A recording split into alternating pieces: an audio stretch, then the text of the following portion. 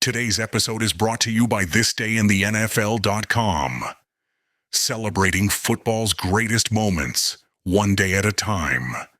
Listen to classic broadcasts, explore historic games, and keep the legacy of the NFL alive at thisdayinthenfl.com. This following here, the Buffalo Bills, of course, with a big contingent down from Buffalo, which is not that far away, about 120 miles away to the north. The Pittsburgh Steelers and the Buffalo Bills ready to tee it up and go after it. The Bills will be kicking off to start the game as the Pittsburgh receiving unit is now out there. The Bills and the Steelers, as I believe you were mentioning, Frank, have met twice before. Back in 1970, Pittsburgh won 23-10. And then back in 1972, the Steelers won 38-21. The Buffalo team is sky high. It's a young football team, tremendous explosion on offense with players like O.J. Simpson, Joe Ferguson, J.D. Hill, Ahmad Rashad. What they want to do is get some points up early and force Bradshaw to throw. They don't want to get the Steelers into that ground control offense that the Steelers like to go to. With big Franco Harris, a 1,000-yard rush of the last 2 years. Being the key man. Now, here is John Lightpole approaching the ball for Buffalo. Left to right, he hits it deep. The ball carries down to the 3-yard line, picked up by Mel Blount. 15-20, breaks into the open, across the 25, and finally he's knocked out of bounds at the 47-yard line. Mel Blount took the ball on the 3, started up the far sideline. The blocks were there, and for a moment it looked like he might take it the distance. Then Rex Kern, a free safety, you remember him as a quarterback at Ohio State, came across, caught him neck high. But the Steelers take over the ball first and 10 with very good field position. And Rex Kern has a big job on his shoulders because he's replacing Tony Green, who is the most valuable player on the team. Gary Bradshaw is the quarterback for Pittsburgh. His running backs Rocky Blyer and Franco Harris. Wide receivers Frank Lewis and Ron Shanklin. Here is the give. Franco Harris up the middle across the midfield stripe and down to the 48-yard line of Buffalo. Franco Harris rips off a 7-yard gain on the first play from scrimmage as Jim Chiunsky, the middle linebacker for Buffalo, made the hit. The Bills with an unusual defensive alignment. They're going with 3 down linemen, Walt Patelski, Mike Kadish, and Earl Edwards. 4 linebackers, Dave Washington, Jim Chiunsky, Doug Allen, a rookie from Penn State, and Bo Cornell. Bob James, Don Walker, Rex Kern, and Dwight Harrison are the safeties. Now Bradshaw with second down and 3 at the Buffalo 48. Opening quarter, there's no score. Here is Bradshaw giving off second back through his flyers. Ahead, he's inside the 45. Down to the 43. And Bob Lyers ahead for a first down for the Pittsburgh Steelers. He was hit by Doug Allen, an outside linebacker, and free safety Rex Kern has been called on to start for Buffalo in the absence of an all-pro quality player, Tony Green, who is out with a knee injury. You can feel the tension in the players out there as well as the crowd. Both clubs tremendously keyed up for this playoff game. Now the Steelers break the huddle. They have the ball first and 10 at the Buffalo 43-yard line. Wide receivers deployed to either side. Setbacks in an open formation. It's first down and 10. Bradshaw takes the snap, goes to Harris off the right side. He's down to the 41. He got ahead for about 2 or 3 yards. Chiunsky, a small but very quick and hard-hitting middle linebacker, 6'1", 212 pounds, and a 7th yard of Syracuse again came across to make the hit. There's a pickup of 2 yards on the play. It's going to be second down and 8. The Steelers in the playoffs for the 3rd straight year under Chuck Noll, losing in 72 the AFC Championship game to Miami after a dramatic victory over the Raiders. Back to the action and time. Second down and 8 in Pittsburgh. Has the ball almost at the Buffalo 40-yard line. Opening quarter, there's no score. This AFC playoff game. Here's the give. Franco Harris is hit for no gain. Harris was hit hard by Mike Kadish and Jim Chiunsky. Kadish and Patelski, 2 defensive linemen who played together at Notre Dame, have really come on for the Buffalo Bills. Kadish is the middle guard, plays right over the center in that 3 down lineman formation of the Bills.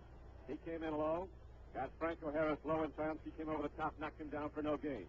And so it will now be 3rd down and 8 for the Pittsburgh Steelers at the 41-yard line of Buffalo. 2 wide men go to the right, Frank Lewis and Ron Shanklin. The tight end is set to the near side, Larry Brown. Dropping the throw is Bradshaw, big rush against him, and they stack him at 50-yard line. Now he gets the ball away to Franco Harris. And Harris gets all the way down to the 35-yard line, short of the first down. Bradshaw was caught. He was on the way down. He threw the ball off to Franco Harris, who was about 4 feet away. Just dumped it off with the right hand, and Harris ran ahead to make it 4th down and 2. He almost got the first down as the Bills were really through. Patelski, Kadish, and Edwards all coming right through the offensive front of the Pittsburgh Steelers. And now apparently the Steelers are going to go for it from scrimmage on 4th and 2 at the Buffalo 35. Fantastic work that time by Bradshaw. As he was about to be sacked, he ducked under 2 tacklers, and then with a man around his ankles, jumped off that pass to Harris, and shows the calmness and coolness of this guy. Now the crowd really comes alive as the Pittsburgh Steelers break the huddle. 2 tight ends in the game. The lone wide receiver is Frank Lewis. He is set to the left. It is 4th down and 2. Bradshaw rolling out to the right. He's going to run it himself. Bradshaw is hit. It looks like he's got the first down. He's knocked out of bounds across the way, but it looks like he got the yard he needed. Jim Chayefsky, the middle linebacker, came across, but Terry Bradshaw on a rollout took it himself. Let's see where they're going to spot the ball down.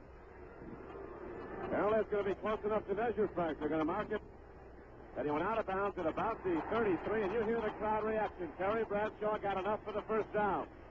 As the Steelers on 4th and 2 go for it, they get it. Listen, it was across the way that he went out of bounds, and we're on the sun side here, thank goodness, on this cool afternoon, so we had to wait for the measurement to see if indeed he did get the first down. A gamble, but the Steelers got away with it. The Steelers in black helmets, black jerseys, the bright yellow pants, white numerals, buffalo and white jerseys, blue pants. Steelers moving right to left. They have it 1st and 10 of the Buffalo 33. Here's the pitch back to Franco Harris to the near side. Tries to turn upfield. He does, gets inside the 25-yard line down to the 20. Franco Harris is knocked out of bounds at about the 21-yard line.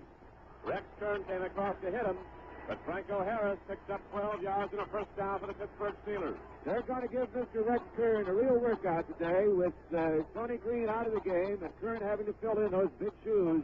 The Steelers are running at him, and Franco Harris almost got past him. He did pick up the first down on the play. Big play in this drive was that broken play where Bradshaw dropped back. The Buffalo linemen were all over him, knocking him down. He got rid of the ball, and that kept the drive alive. As Franco Harris caught it, ran downfield. Now the Steelers are challenging. 1st and 10 of the Buffalo 21-yard line. Bradshaw, Harris up the middle, down to the 16-yard line. 5-yard gain as big Franco Harris gets straight downfield for 5 yards to the 16-yard line. Walt Patowski knocked him down. It'll bring up 2nd down and 5. Steelers running right at the Buffalo defensive front. Franco Harris averaging 4.8 per carry. He carried 208 times on the season for a total of 1,006 yards. Quite a ball player. Quite a team, this Pittsburgh Steeler outfit. Franco Harris has run with the ball 5 times. He has gained 27 yards so far. We have 10:37 to play in the first quarter. There's no score, but the Steelers are challenging. Pittsburgh moving right to left. Bradshaw drops back, fires in the flat. With the ball is Frank Lewis. He turns inside the 10, inside the 5, and he's wrapped down hard. Now they're going to rule he stepped out of bounds at the 9-yard line, I believe. Doug Allen came across and hit him, and Frank Lewis, a wide receiver from Grambling, a former #1 draft choice, went head over heels high in the air. They're spotting the ball at the 9, however. It's a first down for the Steelers. Their 4th first down on this drive after the opening kickoff. And now they have 4th first and goal of the Buffalo 9. And he was cakewalking down that sideline across the way. He might have gotten a little more yardage had he not stepped out of bounds. Here come the Steelers out of their huddle. They got 4 downs to go 9 yards. They send wide receivers to either side. Lewis is to the left. Ron Shanklin to the right. Bradshaw, first back through, pitches back to Franco Harris. He is hit and knocked down for a loss. A beautiful tackle by Rex Kern. It was 1-on-1. Bradshaw gave a great fake, then pitched back to Franco Harris, and Rex Kern was 1-on-1 with him as the rest of the Buffalo defense went for the first back. Flyers. And Rex Kern made the tackle outside the 10-yard line. So it'll be 2nd and goal from just outside the Buffalo 10. I paused to think about that play. It looked like a busted play, but I'm wondering if Bradshaw wasn't trying to make it look like a busted play because he was hit and then pitched out to Harris. Now the Steelers break the huddle. Wide to the right, Ron Shanklin. Flank to the left is Frank Lewis. 2nd down and goal from just outside the Buffalo 10. Bradshaw gives to Harris up the middle, inside the 5 to the 4-yard line. A quick trap up the middle. Chayefsky upended Franco Harris as he went by, and Harris dove ahead for 3 more yards.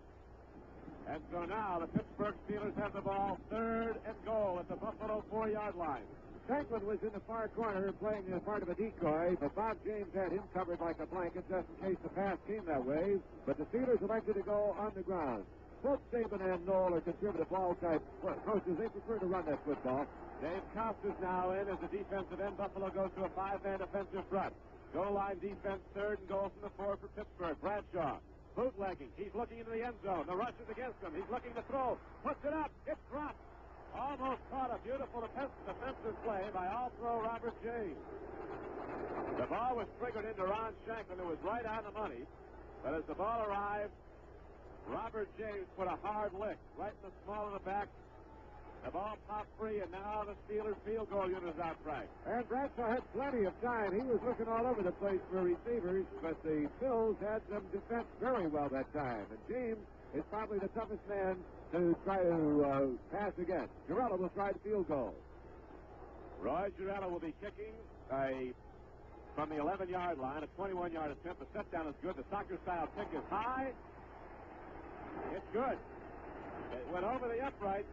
Very nearly a miss, but it's good. And the Pittsburgh Steelers take the lead 3-0. Now there's a timeout on the field, and this for Exxon. Now another tip that may be useful to you, presented by Exxon. If you want to get rid of tobacco odors and other odors in your car, try this. Just sprinkle a little baking soda in the ashtray. Yes, plain old baking soda from the kitchen. The soda actually absorbs tobacco odors. It'll also help keep chewing gum from sticking. Just remember to change the soda each time the ashtray is emptied. And speaking of changing things, do you know how often you should change your motor oil? Most car manufacturers have new oil drain recommendations this year. Their maximum recommendation may be excessive for your car under some driving conditions. And of course, the new cars must have very high-quality oil to protect their warranty. But it needn't be all that complicated if you talk to your Exxon retailer. He has the information and the experience to tell you what kind of oil your car needs and how often you should change it. Ask him. He's there to help you under the Exxon sign.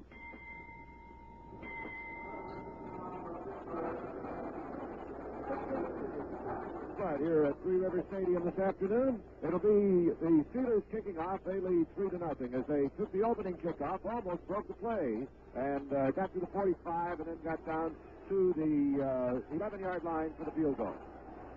Now Roy Girella is ready to kick off. Somewhat of a moral victory for Buffalo. The Bills lucky to hold Pittsburgh off from scoring a touchdown, but the Steelers lead 3-0. Here's Wallace at the 15-yard line, 20-25, out to the 30. Dives out to the 33-yard line. He was up at it as he came straight ahead by Dave Revis. And now the Buffalo Bills offensive unit comes out. The Bills send their offensive unit out. The quarterback is Joe Ferguson in his second year from Arkansas. A rifle-armed 185-pounder, 6'1". His running back, Jim Braxton, a 245-pound fullback, and the incomparable O.J. Simpson. The wide receivers are Ahmad Rashad. He is set to the right. J.D. Hill is out to the left. It is 1st and 10, Buffalo Bills moving left to right. They trail Pittsburgh 3-0. Here is again, second back through is O.J. Simpson, turns the corner, crosses the 35, towers upfield. Look at the man run with the ball. All right. Ahead for 9 yards. A brilliant run by O.J. Simpson. They're going to go to him a lot today. He turned the corner, put a fake on one man, lost and went for 5 yards. Was hit, spun off, and went ahead for a 9-yard gain. As we said at the outset, as O.J. Simpson goes, so goes the Bills. And he gave us a demonstration on the first play that he's ready for this game today. Terrific balance. Fantastic runner. Of course, the Steelers will be keying on him. It depends on what Joe Ferguson can do. If he can come up with some conniving and get them off guard, he can put the Bills downfield. L.C. Greenwood, Joe Green, Ernie Holmes, and Dwight White across the defensive front of the Steelers. That great defensive line, number 1 on the AFC, the Steeler defense. 2nd and 1 Buffalo. First back through is Braxton. He breaks into the open, hits out close to midfield for a first down. Is knocked down at the 49. Jim Braxton was hit down by Andy Russell, an outside linebacker and safety Mike Wagner. Jack Ham, Jack Lambert, and Andy Russell back the line for Pittsburgh. J.T. Thomas and Mel Blunter at the corner. Mike Wagner and Glenn Edwards are the safeties. The up front blockers for Buffalo. The tacklers are Dave Foley and Don Green. The guards, Reggie McKenzie and Joe DeLamielleure. And the center is Mike Mottler. Buffalo driving now. The Bills have the ball right at midfield, 1st and 10. They're in an eye set. O.J.'s the deep back. Joe Ferguson looks over his offensive lineman. They're set down now. Here is the snap from Mottler. Second back through, O.J. Simpson. He is hit and knocked down for a loss. 2 Steelers cracked him. Middle linebacker, Jack Lambert. And outside linebacker, Jack Ham. Both keying on O.J. Simpson, and they drilled him for a loss of 2 yards on the play. It'll be 2nd down and 12. And that's one of those quick decisions that a running back has to make. O.J. went for the hole. The hole was closed up, and he tried to go to the right, but there were too many Steelers there to prevent him from going any further. Simpson has averaged 4.2 a carry. Braxton 3.7 on the season, with Watkins on a 4.1 average. So they've got some good runners. It is now going to be second down and 11. They stopped the ball down to 49. They gave O.J. that much forward progress, and now the Bills, Joe Ferguson fakes. He's dropping to throw. He has time. Triggers the ball. The man is wide open. J.D. Hill was wide open. The ball was thrown short of him. Hill was running across pattern. He was down for Steelers 40. There wasn't a Pittsburgh Steeler within 10 yards of him. They were all going deep. With Ahmad Rashad and the tight end, Paul Seymour, a very interesting pattern. As the Bills sent their tight end, Paul Seymour, deep. They sent wide receiver Ahmad Rashad deep, and they sent the fastest man on their team, J.D. Hill, on a short pattern. He was left wide open. I think Ferguson may even have fooled his own receiver on that one because he pumped once and then headed for his man, but he threw behind him. Now the Bills pull their tight end on 3rd and 11. They go to a third wide receiver. Bob Chandler is in. Former captain of Southern California. He is wide to the right, as is Ahmad Rashad. J.D. Hill's out to the left. 3rd and 11. Here is the fake to give. They go to O.J. Simpson on 3rd and 11. He is hit for no gain at midfield. That'll bring up 4th and 10, and Buffalo will have to punt. Joe Ferguson trying to catch the Steelers in all-out rush and send O.J. by him, but Pittsburgh was waiting for it. They knock O.J. down for no gain. And the Pittsburgh fans are giving the defense a standing ovation here on that great effort that they pulled off against the Buffalo Bills. Punt formation for the Bills, and 2 men are deep for the Steelers. So there'll be a turnover on this football. The Pittsburgh Steelers have Lynn Swann, the always dangerous rookie, back. They have returned every punt in the last 11 games. And here's the kick to Swann. He'll return it from the 14. Darting upfield, he looks. He's going to be hit and knocked down back inside the 15-yard line. No return by Lynn Swann that time after a 36-yard punt. Excellent coverage by the Buffalo Bills as Marv Bateman hit the ball down, and he led the coverage downfield. He was right down on it. And Marv Bateman was in on the tackle, so it'll be Pittsburgh on offense, 1st and 10. And they're spotting the ball now right at the 15-yard line. There's a timeout now with the score. The Steelers 3 and the Buffalo Bills nothing. Now, this word. Beginning with the 1975 model, almost every car sold in America will have to run on only one kind of gasoline, no lead. But there's a real need for this gasoline right now, because ever since 1971, auto manufacturers have been designing cars that can run on no-lead gasoline. So Getty, the company famous for selling one grade of gasoline, is now selling 2, Getty Premium, and introducing Getty No-Lead. Because Getty No-Lead is just that, a no-lead gasoline, if you own a 71 or newer car and you use Getty No-Lead, you shouldn't need as many tune-ups, which means Getty No-Lead gives you more miles for your money from your ignition system. More miles for your money from your spark plug. More miles for your money from your emission control system. Getty No-Lead. You'll have to use it in the future, but you'll use it now if you're smart.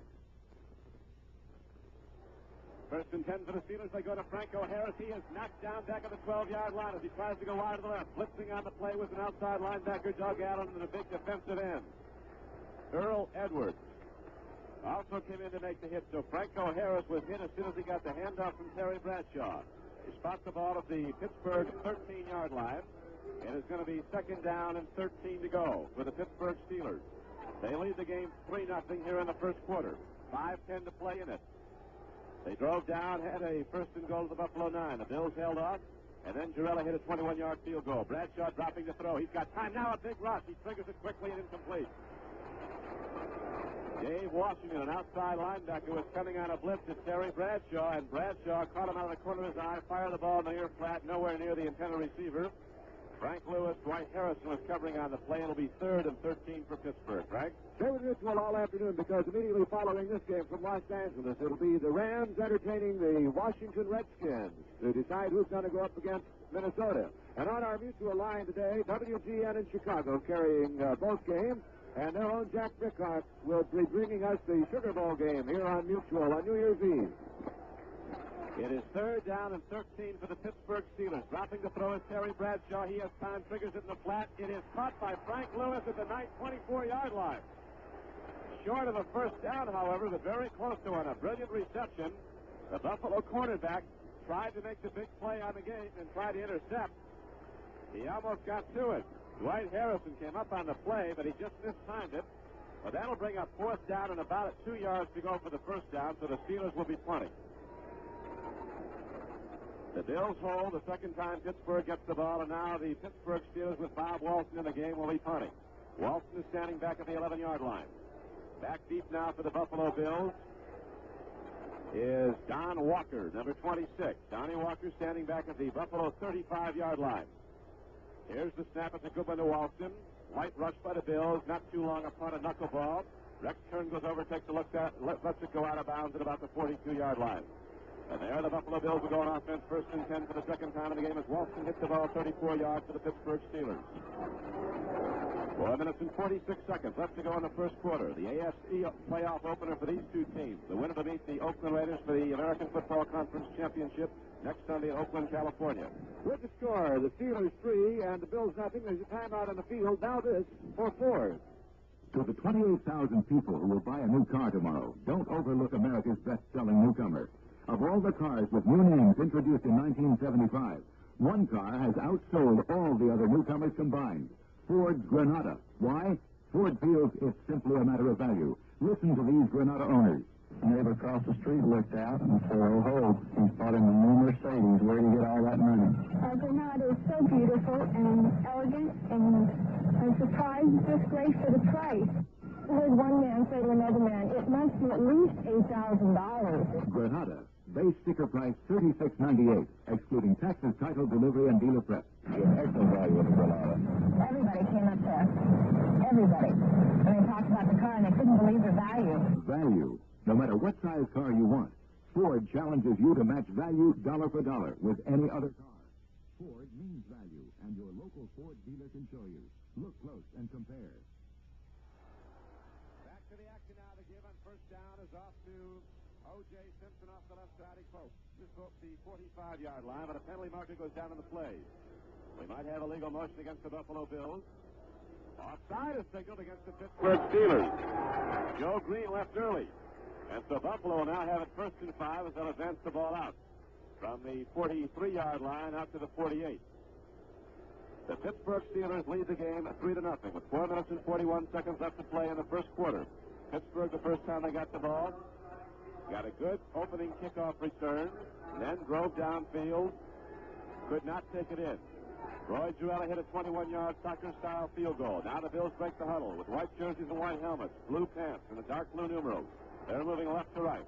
The Bills with open field to the right on this artificial turf surface here at Three Rivers Stadium in Pittsburgh. Quarterback Joe Ferguson dropping the throw on second down. First down, he completes it to J.D. Hill at the 36-yard line. It's a first down for Buffalo. J.D. Hill with that brilliant deep speed. He was a legitimate 9-300 man at Arizona State, a former number 1 draft choice of the Buffalo Bills. A player, when he came out of Arizona State, who was assessed by professional scouts almost as highly as O.J. Simpson as far as having native ability. Prior to today's game, they had a big tarp on the field, and they had the heaters blowing underneath that tarp. Then they came out with the vacuum cleaners and tried to soak up as much of the water as they could, but it's still a little bit damp down on that playing surface. Now the Bills are moving the ball, Frank. They have it first and 10 at the 36-yard line of Pittsburgh. First and 10. Joe Ferguson with a long count. O.J. Simpson is the lone setback. He's running a pass pattern as Ferguson stops the throw, triggers it long, overthrows everybody. Joe Ferguson was being rushed, and apparently he just put too much on the ball. He's looking over at the sideline now to head coach Lou Saban, saying, I don't know what happened. We pause briefly for station identification. This is Mutual, your news and sports radio network.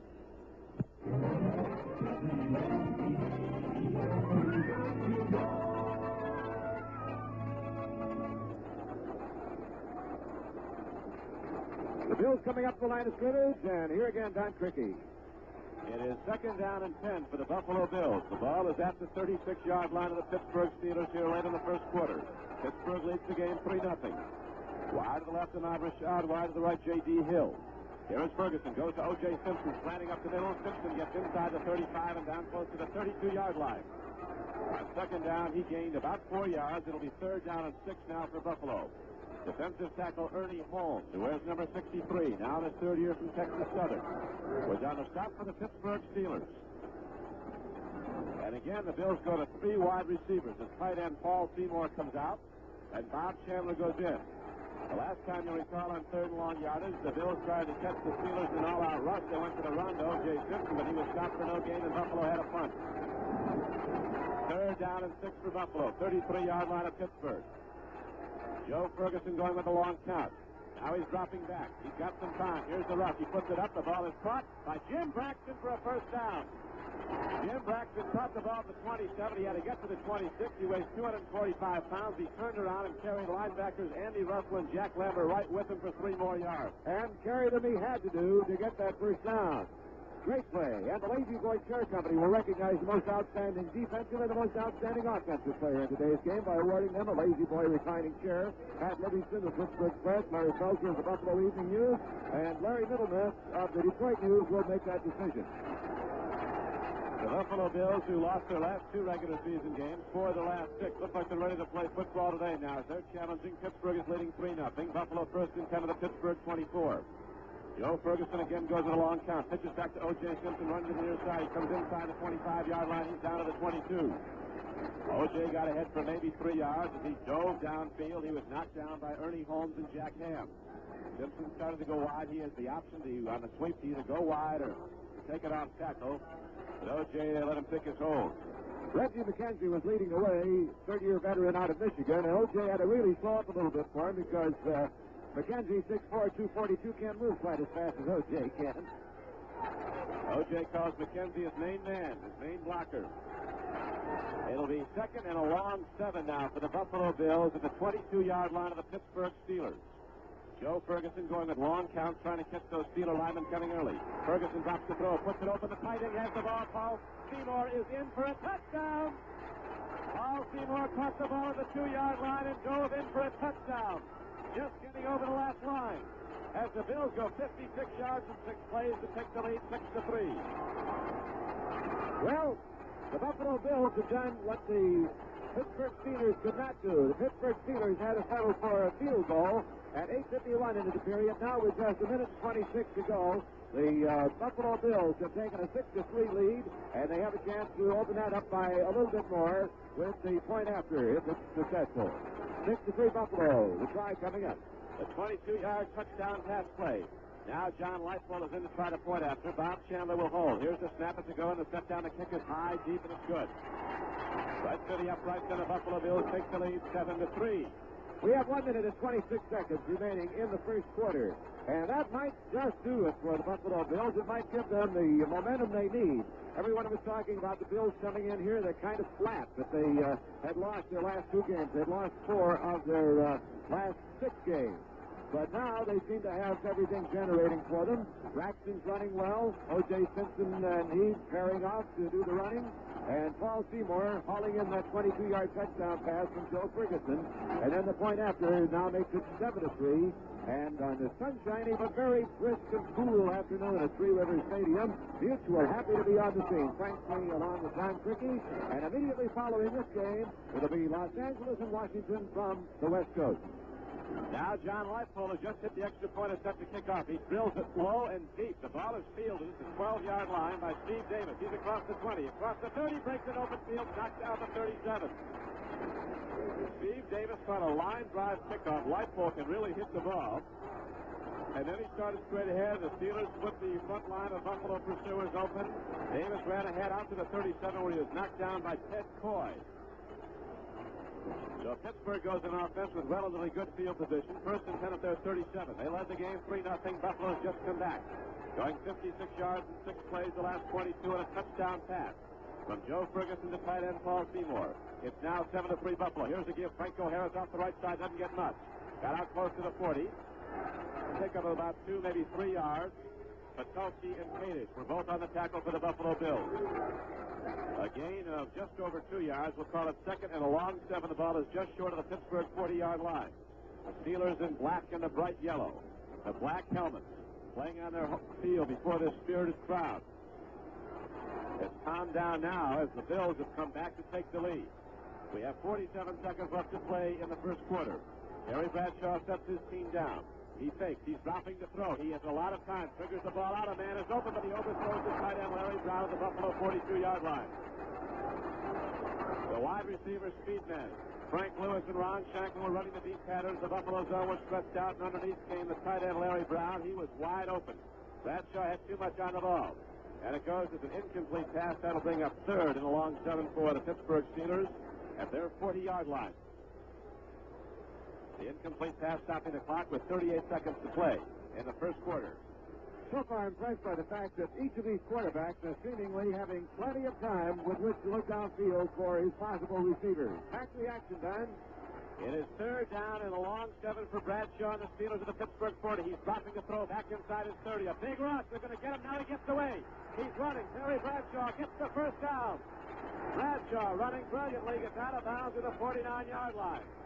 He got the first down by a couple of yards. Again, the Bills had a big rush on him. And again, Bradshaw eludes it and runs for a first down. And Bradshaw always a crowd pleaser in the way when he gets away from a couple of big backs and starts running for the first down, he's pointing ahead to his defense leaders out there. Get that man out of my way and I'll pick up a little more yardage. He's picked up the first down at the 49-yard line with just 30 seconds remaining here in the first quarter. 7-3, the Bills lead it. So the Steelers get the big play from Terry Bradshaw. They keep their drive alive. They have the ball at the Pittsburgh 48-yard line where it's spotted out of bounds, but it is a first down. Here is a give to Franco Harris running off the right side. The Bills garner him and knock him down at the Buffalo 49. Jim Chiansky and Mike Cadish came across, made the hit on Franco Harris. His big play is running on slants to the right or left, primarily the right side. The blockers there are Gordon Gravel and Jerry Mullins, the tight end Larry Brown. There was a gain of 3 yards on the play. It'll be second down and 7 now for the Pittsburgh Steelers. And that will be the final play of the first quarter as the gun sounds at the end of the first quarter with the score. The Buffalo Bills 7, the Pittsburgh Steelers 3. Here at the end of the first quarter, we've got a ball game on our hands today as the review, in case you joined us late, Buffalo kicked off to Pittsburgh. Pittsburgh almost broke free with the opening kickoff. They returned it to the 45, and then they marched down to the 11-yard line, but they couldn't go in for the touchdown. Some great work by James, the defensive back, for the Buffalo Bills, denying them a chance to get in. And then the Buffalo Bills on a 22-yard pass to Paul Seymour for the touchdown were able to make it a 6-3 game. The point after put them in the lead by a 7-3 score. That's where we are at the end of the first quarter here at Three River Stadium in Pittsburgh, Pennsylvania.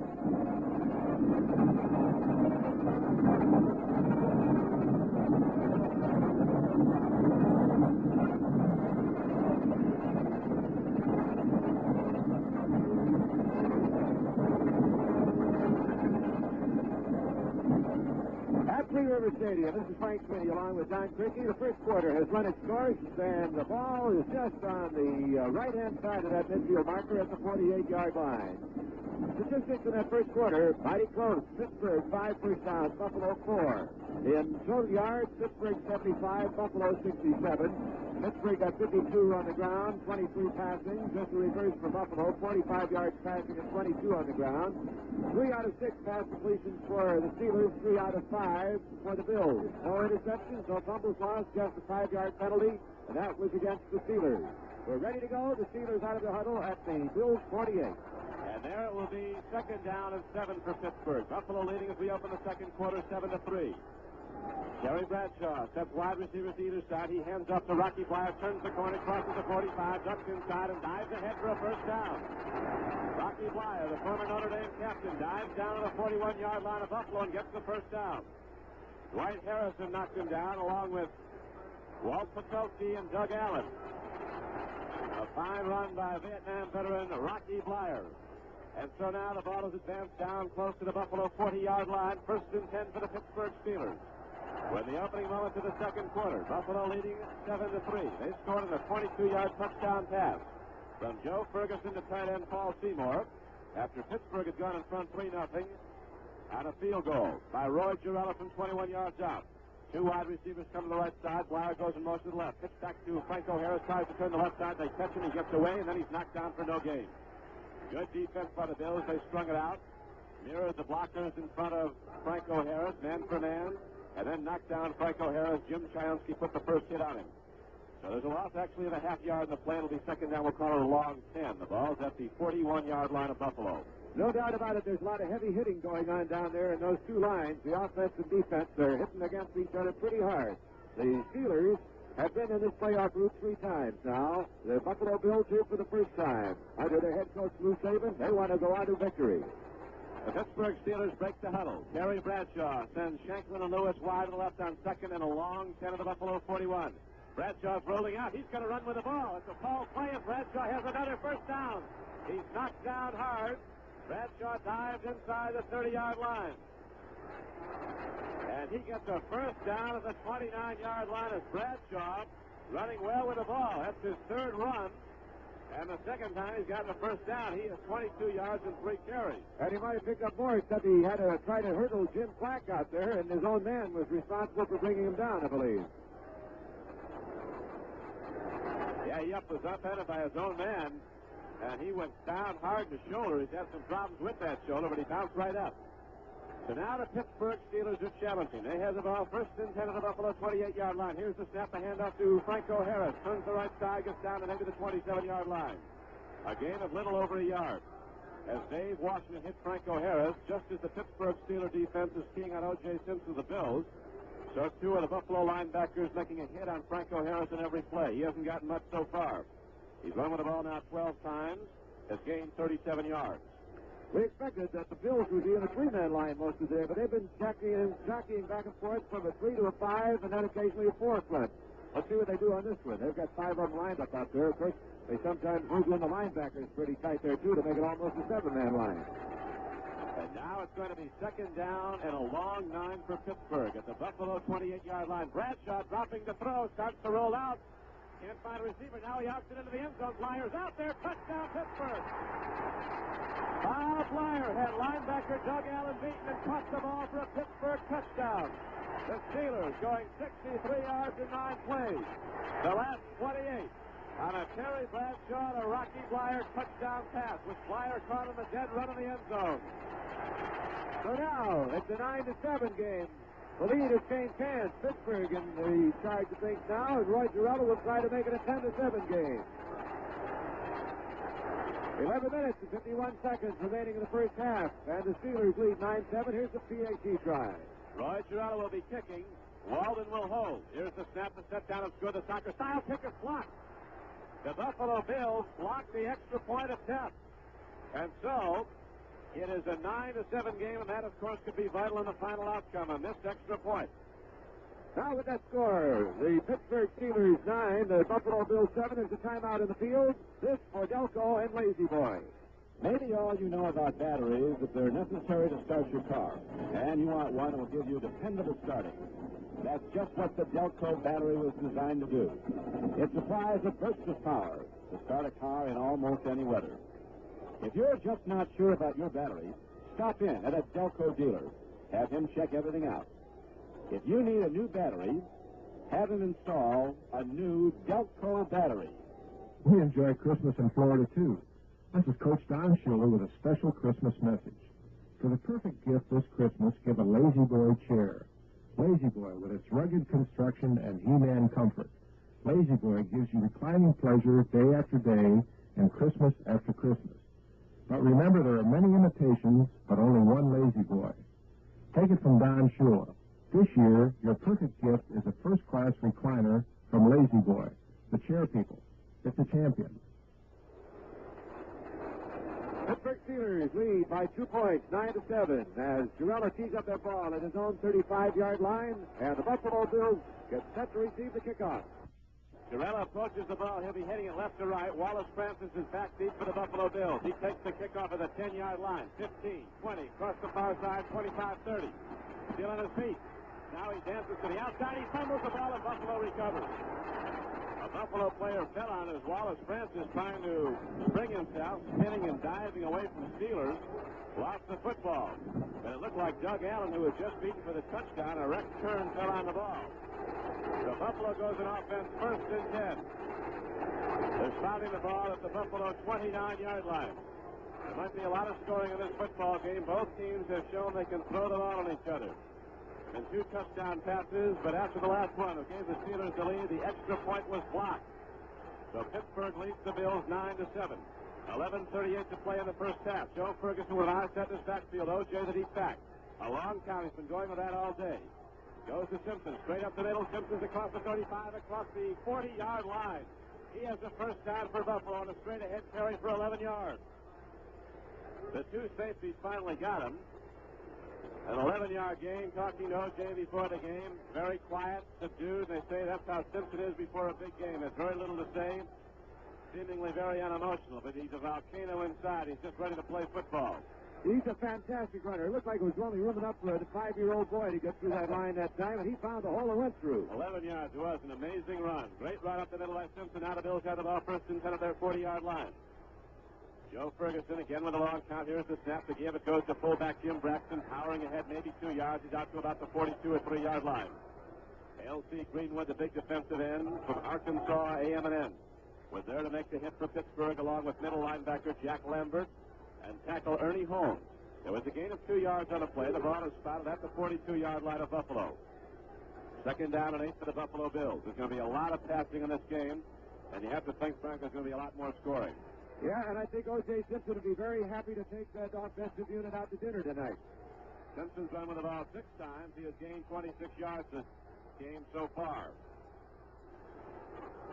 Joe Ferguson takes the snap. He fakes the handoff. He's rolling out. He's got time, triggering it long. The man is open. Ahmad Rashad.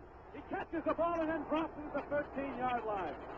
Ahmad Rashad had the defense beaten so badly that he literally had to stop and wait for the football, and J.T. Thomas then caught up. The ball came in. Thomas came back, and it bounced off Rashad's chest. He was open when it came down. Had Ferguson put a little bit more on it, he triggered about 55 yards in the air. It would have been a sure touchdown for Buffalo. I think J.T. Thomas had a little bit to do with his dropping that ball. I think he hit into the stomach of him just as the ball hit there at the same moment. But Rashad doesn't drop them very often, even when he's covered that tightly. I will guarantee you we'll see that play again, though. You bet. Rashad had J.T. Thomas beaten very badly. Now, Rashad goes wide to the right again against J.T. Thomas. Wide to the left is J.D. Hill against Mel Blunt. It is 3rd and 8 for Buffalo at the Bills' 42-yard line. The Steelers lead the second quarter 9-7. Joe Ferguson down over his center. Mike Mottler dropping the throw. He hands off to Simpson. He's knocked down for a loss of 5 yards. Len Edwards was coming on a safety blitz, looking to get the quarterback. And again, the Bills on 3rd and long yards go to the handoff to O.J. Simpson. And again, Pittsburgh knocks it down for a loss. And now Buffalo has to punt with 4th and 13. The game continues at the beginning of side 2 after a short delay.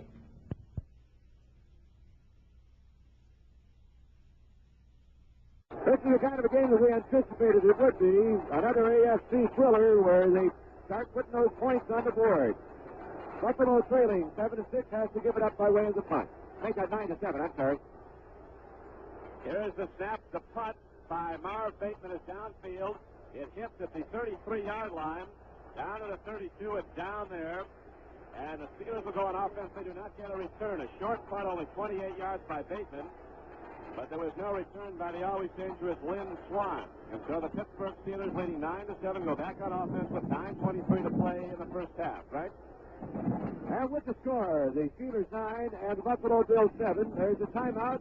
Now this for British Leyland. Just imagine a sweepstakes that lets you win not 1 but 2 great cars, that gives you a thrifty family sedan plus your choice from 4 fantastic fun cars. Well, the Great British Car Sweepstakes is for real, and it's here now at your nearest Austin MG dealer. If you're a licensed driver, just drop into the dealership. While you're there, you might want to test drive our tough, practical Marina sedan. Sign up for the sweepstakes. You could win a 4-door Marina, plus a Jaguar E-Type V12, or a TR6 convertible, or an MGB convertible, or our incomparable Land Rover. Hurry! Sweepstakes ends December 31st, 1974. The Great British Car Sweepstakes at your Austin MG dealer. No purchase necessary. It's really great. Offer void in these states: Georgia, Idaho, Missouri, Ohio, Maryland, Washington, and Wisconsin, and wherever prohibited by law. The Pittsburgh Steelers go to Rocky Flyer on a straight-ahead run. He gets out across the 35-yard line, out close to the 37. On a first down play, he got 2 yards. It'll be second down and 8 for the Pittsburgh Steelers. Jim Chionsky, the Bills' middle linebacker, again was the first man to make the hit for Buffalo. The Steelers are moving left to right here in the second quarter. The clock is running. It shows 9 minutes to play in the first half. Pittsburgh leads Buffalo 9-7. Steelers led first 3-0. Bills came back to take the lead 7-3. Steelers came back, and then their extra point was blocked. So they're now up 9-7. Here's an end around to Lynn Swan. He's got open field. Lynn Swan's across the 45, across the 50. Inside the 40, he slips and falls to the Buffalo 38. Rookie Lynn Swan, the number 1 draft choice for the Pittsburgh Steelers from Southern California. Came around from right to left and down the far sideline. Wasn't a Bill with even a shot at him as he ripped off a 25-yard run, and it would have been more if he had not slipped on the wet turf, the AstroTurf, trying to cut back. Great timing, great call by Terry Bradshaw on that play, which has got the Steelers now at the 38 of the Buffalo Bills. First down, and they're on the move. They lead by 2, 9-7, and the scoreboard flash is go, go, go. And the fans pick it up. First and 10 for the Steelers. Here's Bradshaw dropping the throw way back. He has time, figures it out. Lynn Swan has the ball. He's inside the 30 and down to the 26 for another first down. Lynn Swan jumping high in the air, caught the ball, let her high, came down and dove forward for 5 more yards for a first down. As he advances the ball down to the Buffalo 26-yard line, Dave Washington and Doug Allen were on the tackle for Buffalo, but the Steelers are challenging again. Bradshaw playing a very fine football game, Frank. I don't know what's happened in Buffalo Bills defense all of a sudden because the pass receivers are wide open. There's not a man around him for 10 yards. 7.5 minutes. They were indeed wide open. 7.5 to go in the second quarter. Here's a pitch back to Franco Harris, trying to turn wide to the left. He gets some yardage, now dives inside the 20, and he's down and head for another 10-yard gain, and still another first down for Pittsburgh. Franco Harris running wide to the left, gets 1 block, gets 2, fights off tacklers, and lunges ahead for 10 yards and a first down for the Steelers. John Cole gave him a great block over there at about the 20-yard line, which enabled him to get down to the 15. And when you got the interference running for you as much as he did on that play, there's nothing you can do to stop him. The Pittsburgh Steelers now have the ball at the Buffalo 16-yard line. First and 10. The Steelers with 11 first downs here in the first half. They lead the game 9-7. And Pittsburgh is challenging again. Terry Bradshaw sets his team down. The 2 wide receivers to the left. He swings the pass out. It goes to Lynn Swan. He's inside the 15, inside the 10. He's down to the 2-yard line before he's knocked down. A quick flip out the far flat to Lynn Swan. He took off down the far sideline. And Lynn Swan got all the way down to the 2-yard line of Buffalo for still another first down before Jim Chionsky knocked him down just before he went in the end zone. And he went prancing down that sideline like a young colt with those knees high. He wanted to get the touchdown, did Swan. He got awful close to it, about 1.5 yards away. But more importantly, even though they didn't score, the Steelers now have 4 downs in which to go the distance. 5:59 remaining in the half. It's 9-7 at the ball in Pittsburgh. First and goal for the Steelers at the Buffalo 2-yard line. Blyer and Franco Harris are the setbacks. Franco Harris gets the handoff. He's down close to the goal line, but they don't signal touchdown. Apparently he was upended by Walt Patulski and Mike Kadish before he got in. The ball is spotted about a foot away from the Buffalo goal line. It'll be second and goal from there. The Bills stopped the Steelers early, and they had to settle for a field goal try. But now they've got 2, 3 more downs in which to go a foot. I think it's almost impossible to keep them out of the end zone, but we're here to bring it to you and tell you what happened. The Steelers break the huddle. Franco Harris is aligned in the fullback position directly behind Terry Bradshaw. Second and goal from the foot out. Franco Harris, touchdown Pittsburgh. Franco Harris rockets it in from about a foot out as the Steelers go 66 yards in 7 plays. And now they're out in front 15-7. And the Steelers have come alive. I think that Buffalo touchdown, the pass to Paul Seymour, kind of got them charged up a little bit. And then they came back, and Rocky Flyer got the touchdown and put them ahead 9-7. The point after try was blocked. Now they lead 15-7. Girella was trying to make it 16-7. Let's see what happens. Walden will hold. Here is the extra point attempt by Girella. This one was tipped, but it gets through. It's good. One of the Buffalo players got a hand on the ball, but it went through the upright. And so, with 5 minutes and 8 seconds left to play in the first half, There's a timeout with the score. The Pittsburgh Steelers 16, the Buffalo Bills 7. And now this word. 16-7. The Steelers over the Buffalo Bills here at their home field. And a home field advantage. And the home crowd are sure behind the Steelers. They started out a little bit slow, like maybe they were going to have a real problem on their hands. Of course, this ball game is a long way from over. We've got 5 minutes and 8 seconds remaining here in the first half, and then we've got a whole second half to play. The sun has dipped down at back of the rim of the stadium here. The lights are on, and it seems like the chill is getting a little more like Minnesota weather than here. 66 yards in 7 plays by the Steelers on that touchdown drive. And you look around at the makeup of these clubs, there's some great ball players out there. They'd have to be great to get this far. But I always think of Rocky Flyer. There's a guy that has gone through so much. He was injured, wounded in Vietnam. He came back and probably could have been able to settle down and relax for the rest of his time. But he decided to come back and play football, and playing it great. Ready for the kickoff, the 5:08, and it's Pittsburgh 16, the Bills 7. Don? Frank, if you can move that big plow, we get that sun back out. Very cold here now in Pittsburgh as Jarrella kicks off deep. The ball is taken by Francis. He's across the 10, across the 20, across the 25, out to the 27, and knocked down there by a wave of black-shirted Pittsburgh Steelers. And so now the Buffalo Bills will go back on offense, 1st and 10. We pause now briefly for station identification. This is Mutual, your news and sports radio network.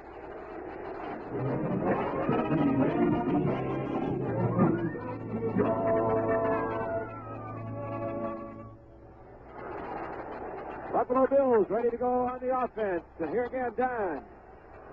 Open set in the Buffalo backfield. Jim Braxton and O.J. Simpson. Joe Ferguson's the quarterback. His center, Mike Montler. Again, waiting for the snap count. Here it is. The give is to Braxton, running across the 30. Still darting. He's across the 40. In open field. Across midfield and all the way down. He fumbles the ball. And Pittsburgh recovers. Jim Braxton ran all the way down to the Pittsburgh 43-yard line. And as he went down, he fumbled the football, and Jack Ham recovered. So a big play for Buffalo is negated, and the ball turns over to the Steelers. Tough break for the Buffalo Bills because Braxton has made a great run. And then only to have it lost by the fumble and Pittsburgh recovering it. Braxton made his own way on that one, too. He didn't have much in the way of interference in front of him. And so that when he fumbled the ball, there was nothing but black shirts around it, and the Steelers came up with it. A 30-yard run by Franco Harris, but he fumbled the ball, and now Pittsburgh has it 1st and 10 at the Steelers' 42-yard line. Here's Bradshaw looking to throw it, triggers it over the middle, ball caught by Blyer. He's inside the Buffalo 45 and down to the 39-yard line. Bob Blyer with a 19-yard gain, a Pittsburgh first down to the Buffalo 39.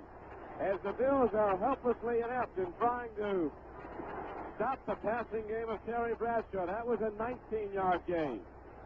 Bradshaw's eating them alive so far this afternoon, and of course, when they get a break such as they did on that fumble by the Bills, Bradshaw knows what to do with it, just like Bart Starr used to come up with that long bomb so many times on first down after a break. Bradshaw dropping the throw. He's looking deep. A lot of time. He triggers it towards the end zone. Out there is Lynn Swan. He makes the catch at the 5-yard line and is knocked down at the 4. A diving reception by Lynn Swan at the 4-yard line. A 35-yard gain. Robert James, the cornerback, tackled him almost at the same moment as he caught the ball, and they slid for about 4 yards there on the wet turf. And that's where the ball is at the Buffalo Bills 4-yard line. And this crowd is enjoying every moment of it because as the scoreboard now flashes, Super Steelers, their hometown team is really going and putting the show out there for them. Bradshaw having a spectacular game. Buck Jersey tells us he's 8 for 11 for 130 yards. And he's run well with the ball. Now it is 1st and goal of the Buffalo 4. Bradshaw's rolling out. He's going to run with the ball. Now he stops. He triggers it down the middle. It's incomplete and almost intercepted. Bradshaw with a bad pass. And he's kicking the turf. He's angry at it. Mike Kadish tipped the ball, and it was up for grabs, and there was nothing but Buffalo Bills around him. That'll bring up 2nd and goal from the 4-yard line. Bradshaw should be a little upset with himself because that was not a very wise call, a very wise try. He should have eaten the football, and he knows it because he had no chance of a completion, and that big defensive line of Buffalo almost came up with an interception there, and that would have been a a severe blow to them at the 4-yard line. It is now second down and goal for the Pittsburgh Steelers at the Buffalo Bills 4-yard line. Bradshaw hands off Franco Harris. Touchdown, Pittsburgh. The Steelers go 58 yards in 4 plays following the fumble recovery, and now they've broken the game open as the Pittsburgh Steelers take a 22-7 lead. They're going to try now for the extra point. Frank? Franco Harris, second touchdown in the first half, and the Pittsburgh Steelers have indeed started to blow the Bills off the field. 22-7. This point after try by Girella could make it 23-7. Here is the snap, the set down again. The extra point is blocked. Doug Allen bumped it over the top and blocked the extra point. And so the count holds at 22-7 with 3:09 to play in the first half. But the Pittsburgh Steelers, every time they've gotten the ball now, in the second quarter, they've taken it in for a touchdown. 3 minutes and 9 seconds to go here in this first half at Three River Stadium in Pittsburgh, Pennsylvania this afternoon. Just past the 2 o'clock mark, 3 minutes past, and the sun is going to come out from behind that cloud and warm us up a little bit, Dan. It seems strange. We need that. We were in Minnesota yesterday and sitting in a nice, comfortable booth. Here we're wide open, and with the temperature probably in the 40s, we're colder than we ever were up there. So now we have 3:09 to play in the first half, and the Pittsburgh Steelers have taken a 22-7 lead. Here's Girella. Hits the football long, way into the end zone. Francis fails and he'll not bring it out. Wallace Francis downs the ball. Look at those big Steelers bearing in on him. Boy, enough to hit somebody. Lynn Swan with 3 receptions. Good for 60 yards. And 1 run, good for 25. He has really been the difference since coming in the second quarter. Great athlete. Pittsburgh has been something. They went 63 yards in 9 plays. They went 62 yards in 7 plays, and then 58 yards in 4 plays for 3 of their scores. It is first and 10 now for Buffalo at the Bills' 20-yard line. Here's a long pass downfield. The ball is tipped away from Ahmad Rashad on the 48-yard line. Joe Ferguson dropping the throw, trigger the ball on first down to Ahmad Rashad, and Mike Wagner just tipped the ball away. As you mentioned, following an unsuccessful pass to Rashad down about the Steelers' 20, they would come back with that play again, and that was the same pattern where Rashad was on a fly down the sidelines there, although he was double covered on that particular pass. Ferguson was trying to thread the needle with it, but couldn't quite do it. So we have the ball back at the 20, and it's second and 10 for the Buffalo Bills. Frank Sweeney and Don Trickey from Three River Stadium in Pittsburgh, Pennsylvania. The Bills have to start throwing now. They just did it on first down at second and 10 as they trail 22-7 in the second quarter. Joe Ferguson looks over his offensive set. Wide receivers to either side. He's dropping it. Now he hands off to O.J. Simpson. He breaks across the 30, and O.J. Simpson runs ahead for 11 yards and a first down. They go to the draw play on second and 10, and O.J. runs for 11 on a first down. Jack Lambert knocked him down. Simpson has now run with the ball 8 times. He's gained 33 yards for Buffalo. And they're trying to cross him up a little bit, try to vary the pattern a little bit. Coming up with the pass play, going back to O.J. And O.J., of course, is the kind of a runner who can go the distance if you give him a little room. So far, the Steelers have been defending him very well. Buffalo needs to score badly before the first half ends. If they're down 22-7. Joe Ferguson from his 31 gets the snap and drops back to throw. Triggers his pass in the flat to O.J. Simpson. It's overthrown, incomplete.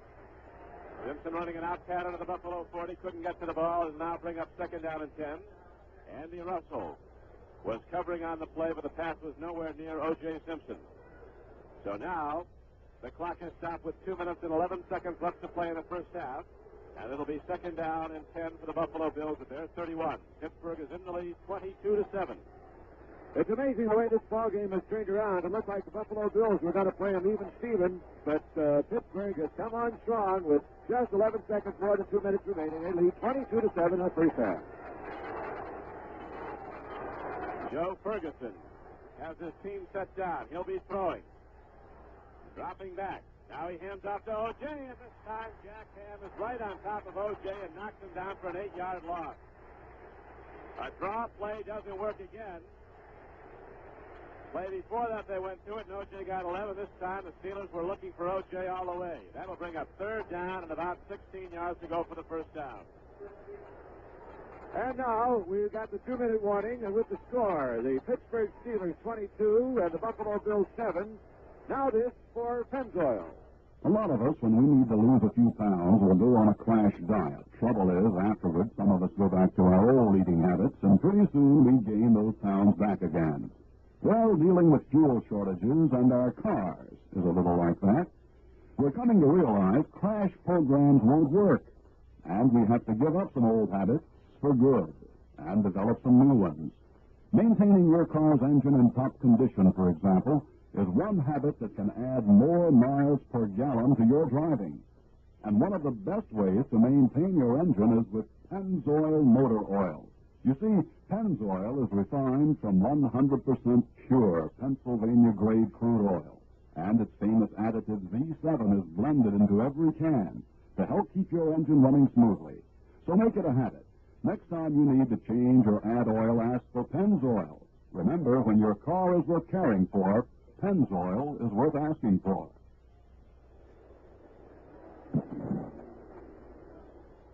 At Three River Stadium in Pittsburgh, Pennsylvania, this is Frank Sweeney along with Don Crickey in the first of our two games in the NFL playoffs today. Immediately following this game, Lindsey Nelson and Dave Martin will be bringing you the Los Angeles-Washington game from the West Coast. Here it's 22-7 the Steelers. And the Buffalo Bills have the ball back at their 26-yard line, third down and 16. Joe Ferguson again with a long count. Here's the snap. He's dropping to throw a big rush against him. A linebacker blitz. He gets the ball away downfield. Ahmad Rashad can't hold on. Ahmad Rashad had his hands on the ball at the Bills' 45-yard line, but it was knocked away as Jack Lambert put the heat on Joe Ferguson with a big rush. And now with 1:54 to play in the first half, the Bills will have to punt. And Lou Saban has to be the most unhappy man around because he got his team here into the playoffs as a wild card club, hoping, of course, to come up with a great game against Pittsburgh, but it's so far gone all for Pittsburgh. 22-7, and they have to give the ball up now on a punt with 1:54 remaining in the first half. The winner of this game, and right now it looks to be Pittsburgh, unless the Bills can come back, will go against Oakland for the AFC Championship. Here's a high punt by Bateman. It is fielded back at the 32-yard line.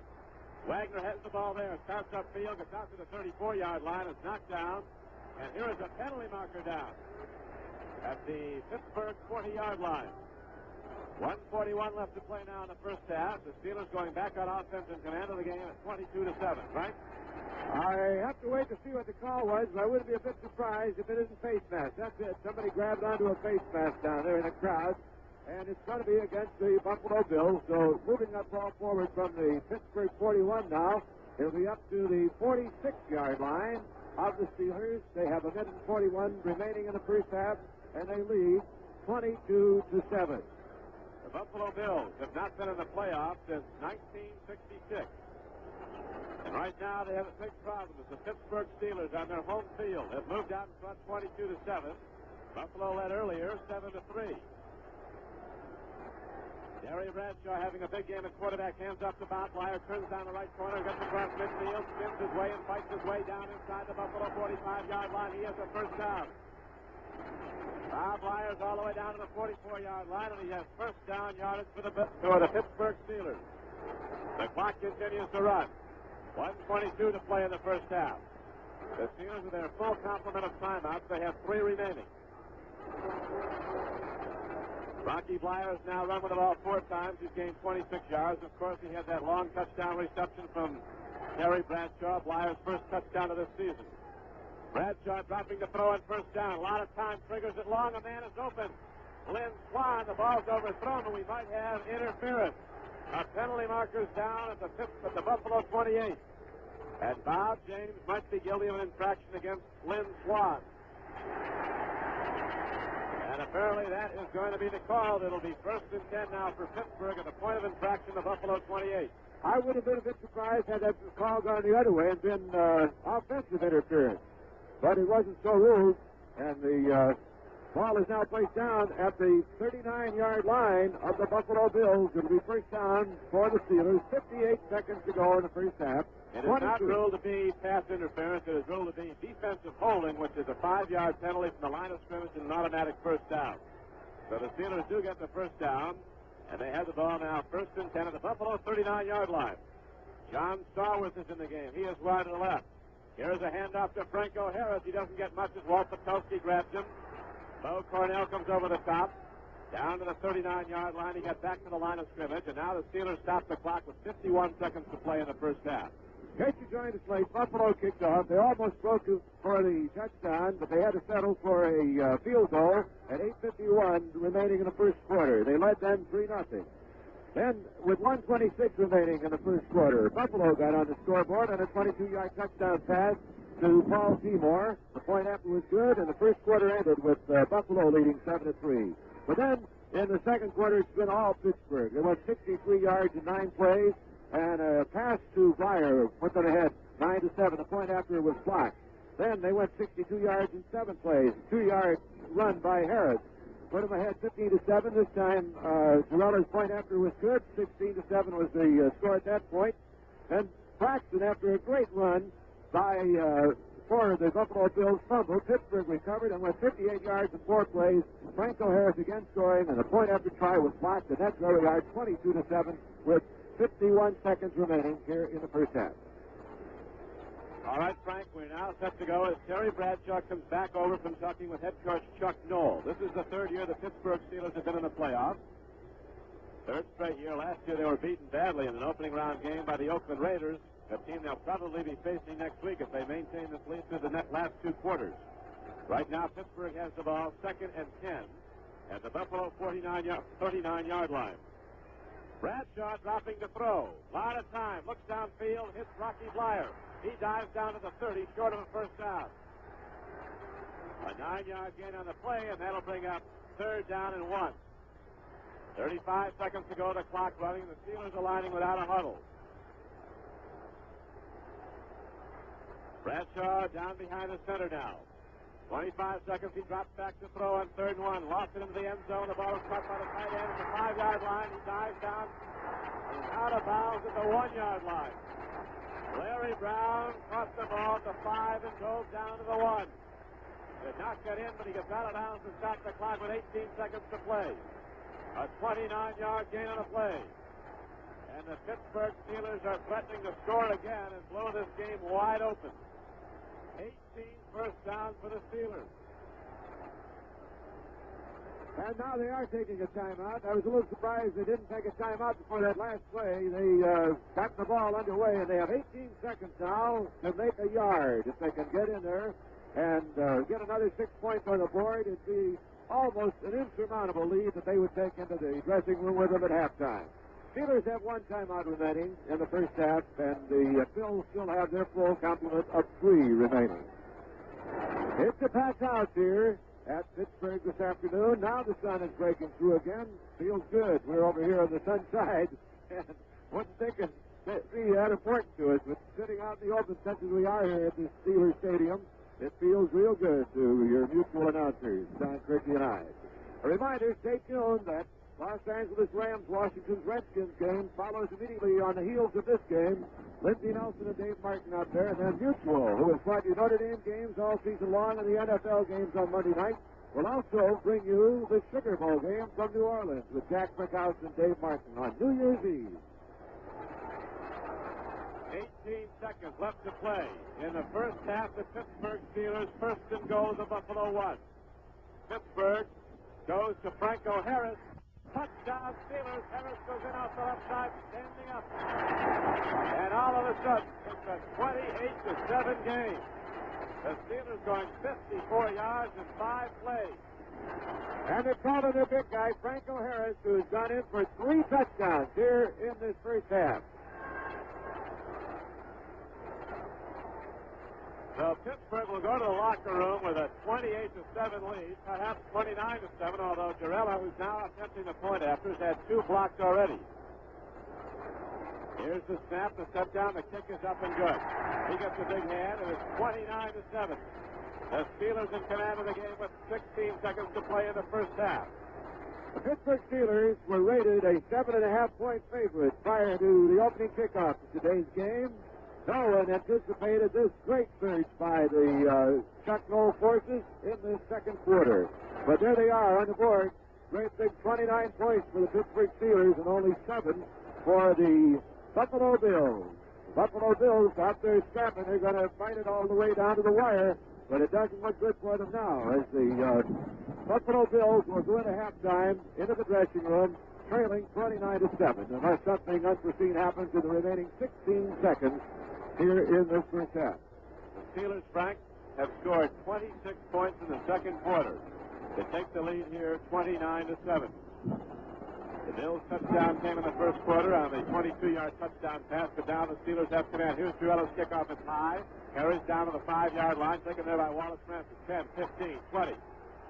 Puts his head down and comes across the 25, out to the 27. And with 11 seconds to go in the first half, the Buffalo Bills send their offensive unit out. Steve Burnett, in his third year from Rhode Island, was down to make the hit for Pittsburgh on kickoff coverage. Don Crickey with Frank Sweeney here at Three Rivers Stadium, Pittsburgh, Pennsylvania. Mutual Broadcasting System President Ed Little and everyone at Mutual, delighted you can join us for National Football League playoff action. As the Pittsburgh Steelers, flexing their muscles here before the home crowd, have taken complete command of the game, leading 29-7. 11 seconds to play in the first half. Buffalo in white moving right to left. Have the ball at the Bills' 27-yard line. Joe Ferguson takes the snap, dropping back to throw. He's rolling out. He's going to run with the ball. Now he puts it up on the run and completes it to Ahmad Rashad for a first down at the 48-yard line with 2 seconds left. All the way down to the 48-yard line of Pittsburgh, and Rashad got out of bounds, stopping the clock. But the Bills will have time for one more play. Pittsburgh will, of course, be in that prevent defense, 5 defensive backs, and they'll be backpedaling as soon as the ball snaps. That was a 25-yard gain on that last play. Frank Sweeney? The Pittsburgh Steelers have been awesome, to say the least, here in the second quarter. Franco Harris is the big man for them so far, having scored 3 of their touchdowns. And the Braxton fumble with 4:48 remaining in this first period has been a turnaround point, I think, as far as this game was concerned. Because at that point, the Steelers were leading 16-7. Had Braxton been able to keep onto that ball, and the Bills gone on, or the score could have made it a 16-14 game. But of course, that's conjecture. The scoreboard shows that things didn't go that way. The Pittsburgh Steelers have maintained dominance here in the second quarter. It's amazing how one play can really turn a game completely around. That fumble after Jim Braxton ran 30 yards and Buffalo was on the move. The Steelers took it in. From that point on, they have completely dominated this game.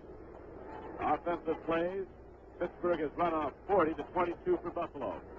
We're ready now for the final play of the first half. 2 seconds to go. Buffalo has the ball at the Pittsburgh 48-yard line, first down.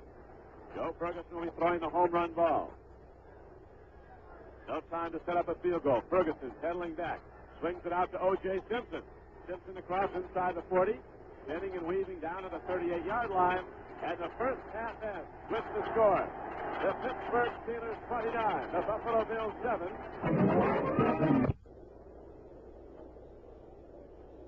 Pittsburgh will be kicking off. They lead 29-7. It was a great pleasure having Jim Kessel here at halftime. We hope you enjoyed the conversation with him, folks. And Don Crickey has returned. He's ready to go back to work. I'm going to enjoy a little bit of this killing while you do it. All right, Frank, we're set to go. The Steelers and Roy Girardo will be kicking off left to right. They lead the game 29-7, opening the third quarter. Wallace Francis is back deep for Buffalo. He hits the ball, a high spinner. It's going to carry short. Francis feels it on a run, almost loses the ball. Now gets out to the 30, out to the 31. Still on his feet. Finally, he's knocked down to the 32. So there will be first and 10 for the Buffalo Bills as Wallace Francis returns the ball out to the Buffalo 32-yard line. I had a chance to talk with one of the Bills receiver coaches, pass offense coach Bob Shaw, former Chicago Bear. And he said, you know, we got to do, start in the third quarter, Now put the ball in the air. We're going to mix it with O.J. Of course, there's another coach with the Buffalo Bills, an old friend of yours and mine, Johnny Ray. John Ray, former defensive coach at Notre Dame.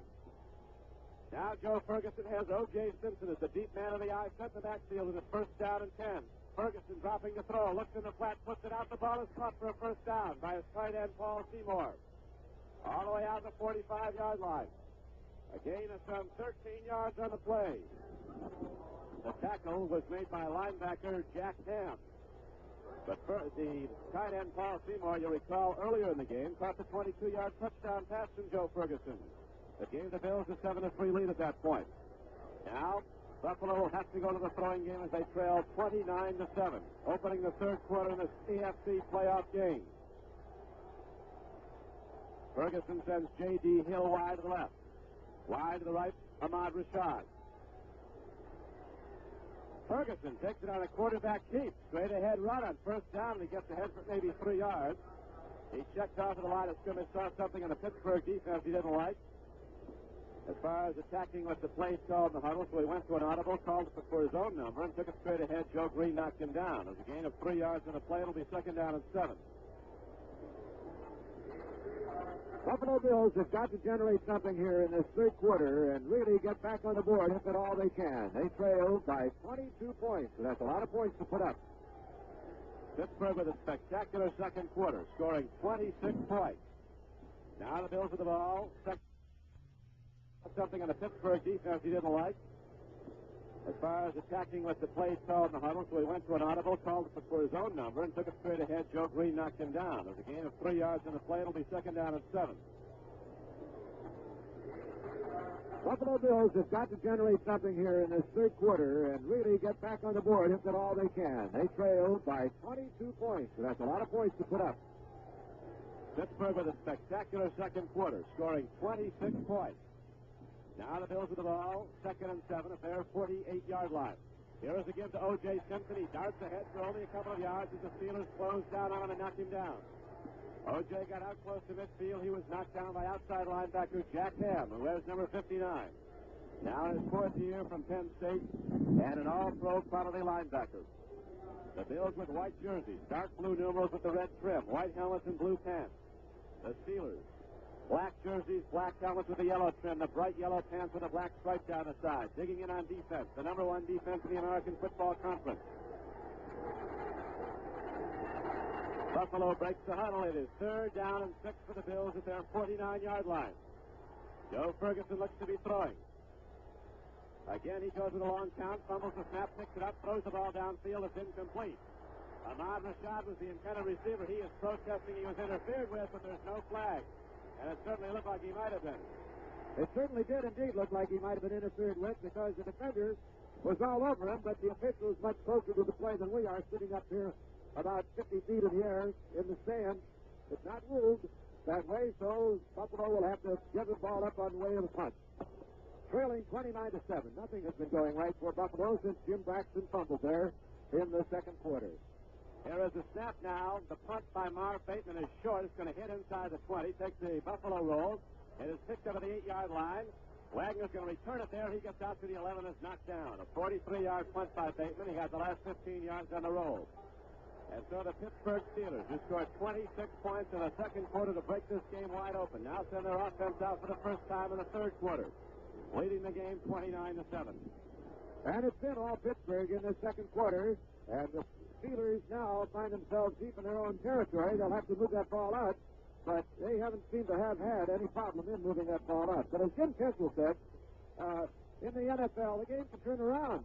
He wouldn't be surprised to see the Bills get back on the scoreboard. Well, the Steelers are starting out now deep in their own area. First and 10 at their 11-yard line. Bradshaw, who was absolutely superb at quarterback in the first half, hands off to Franco Harris, who scored 3 touchdowns. He gets nowhere.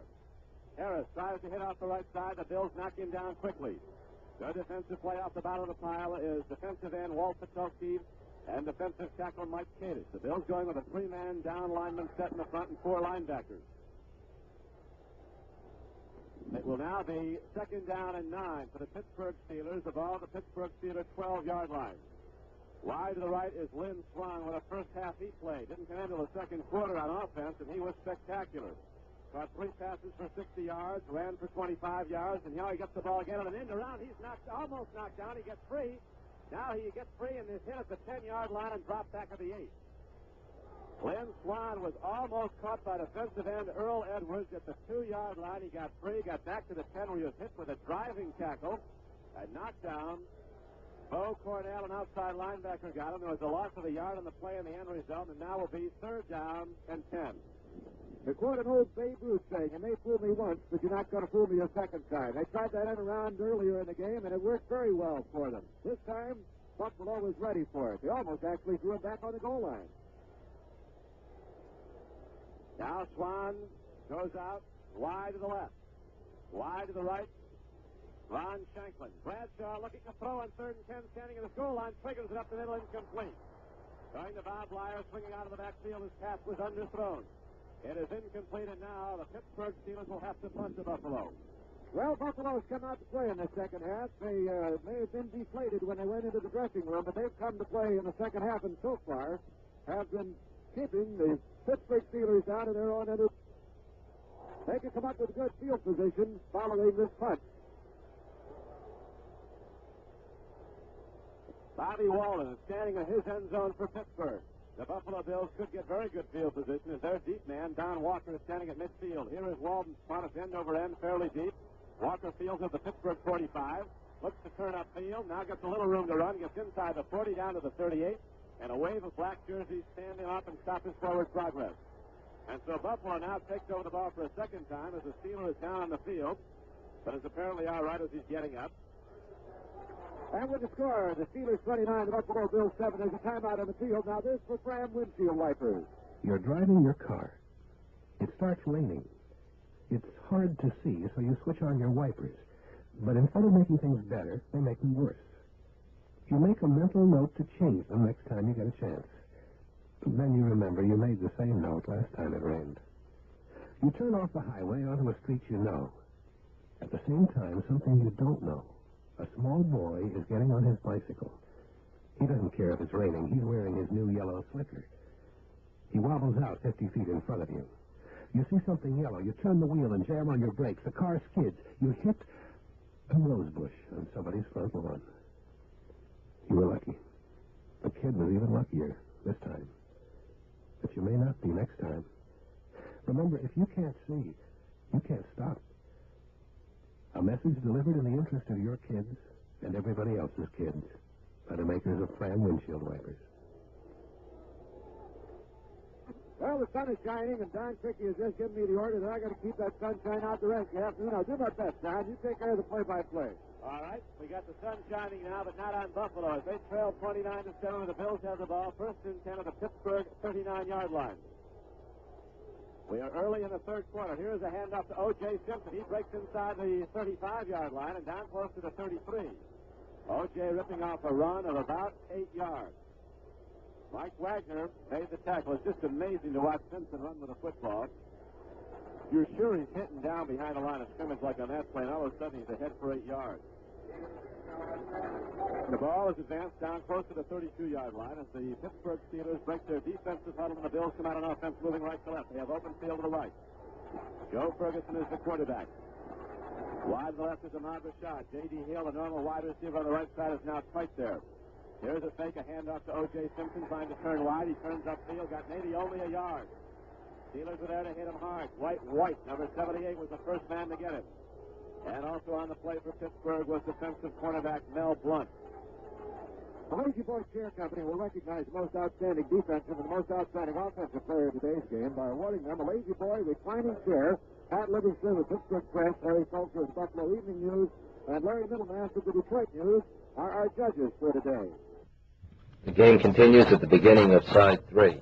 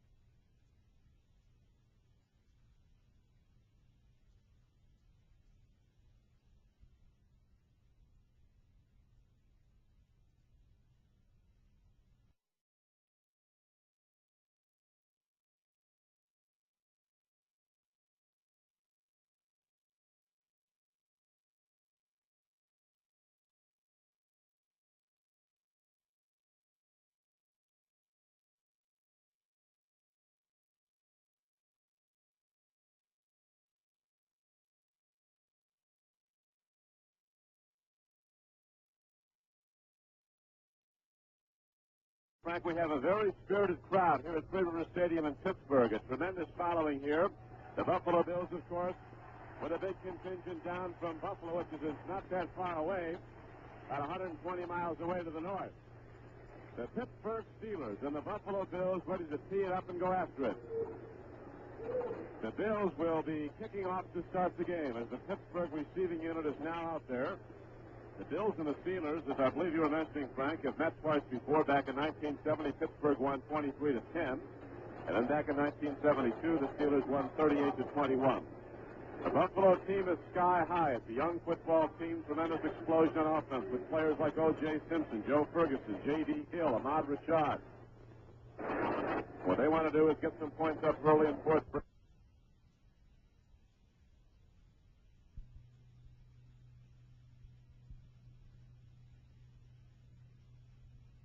If the Bills could get a score here, it could give them a lift, perhaps, and get them charging back, try to get back to the, at least to try and go ahead if possible. They're a long way down now, and they have a 3rd and 3 coming up at the Pittsburgh 32-yard line. Joe Ferguson, long count. Oh, there goes to Braxton, his big fullback, and he rockets down straight ahead to the 25-yard line.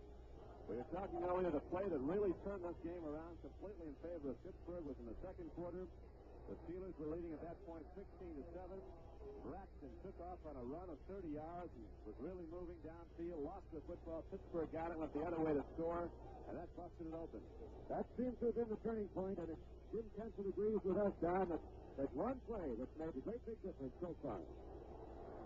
So now it is 1st and 10 for Buffalo, just outside the Pittsburgh 25-yard line. Joe Ferguson, the quarterback, with a long count, gets the snap. He's taking, he's dropping back to throw a big rush. Out the ball in the end zone. It's going to be overthrown, and Ahmad Rashad can't get to it.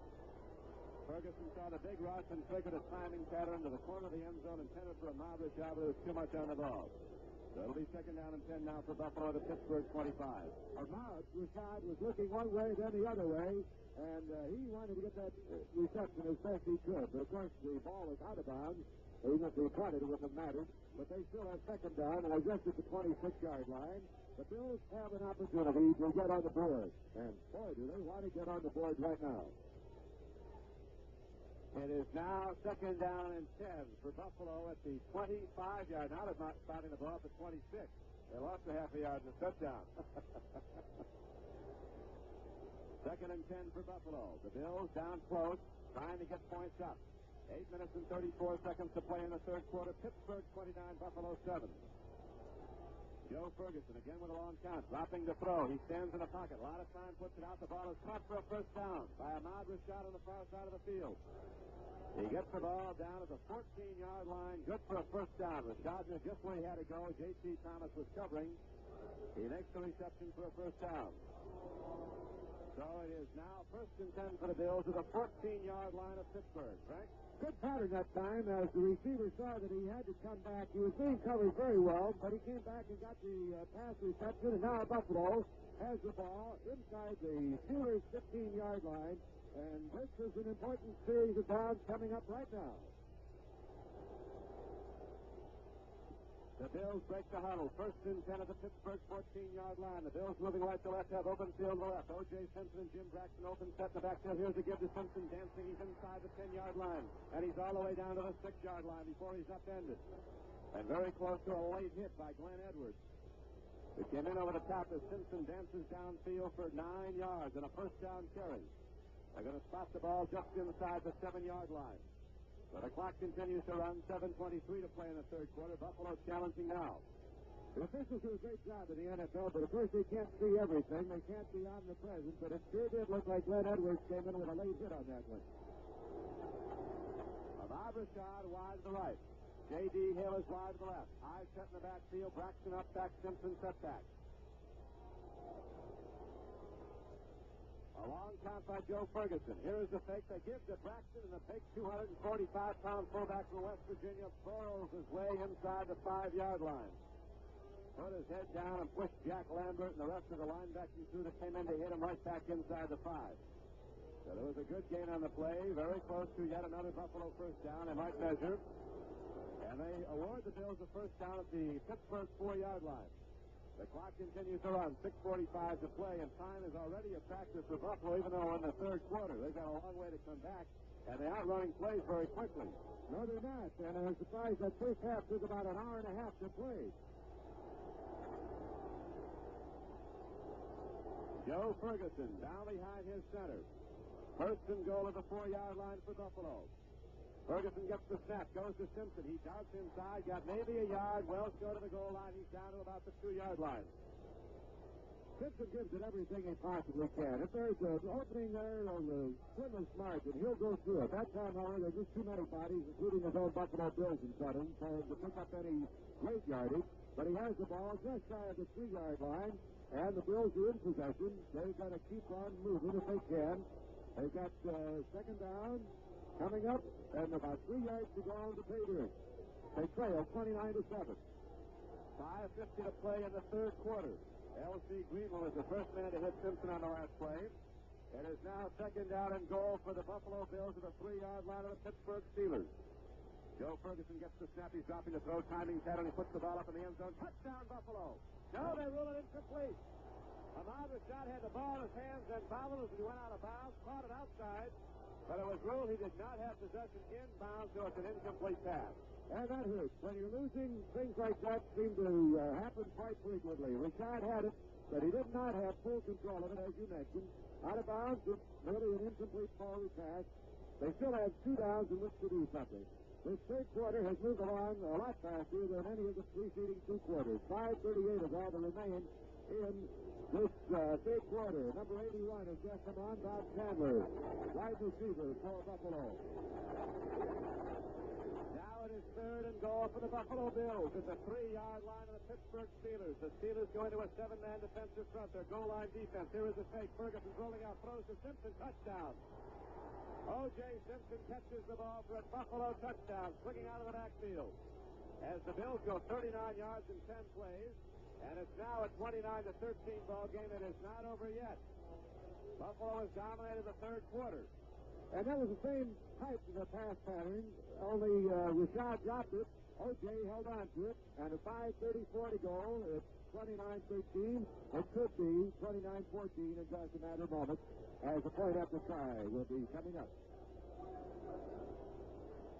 John Lightpole is in to try the point after. He is a basic straight-ahead style kicker, not the soccer style. Here's the snap. It's good. The extra point is drilled high and over the outfield fence for the Pittsburgh Pirates, and good for an extra point. Now there's a timeout with a score. The Pittsburgh Steelers 29, the Buffalo Bills 14. Clock shows 5 minutes and 34 seconds remaining in the third quarter. It's 29-14 the Steelers, and the Buffalo Bills are ready to kick off. And Doug on it down that Bowers what's up there and got in front of the sun on there it is again.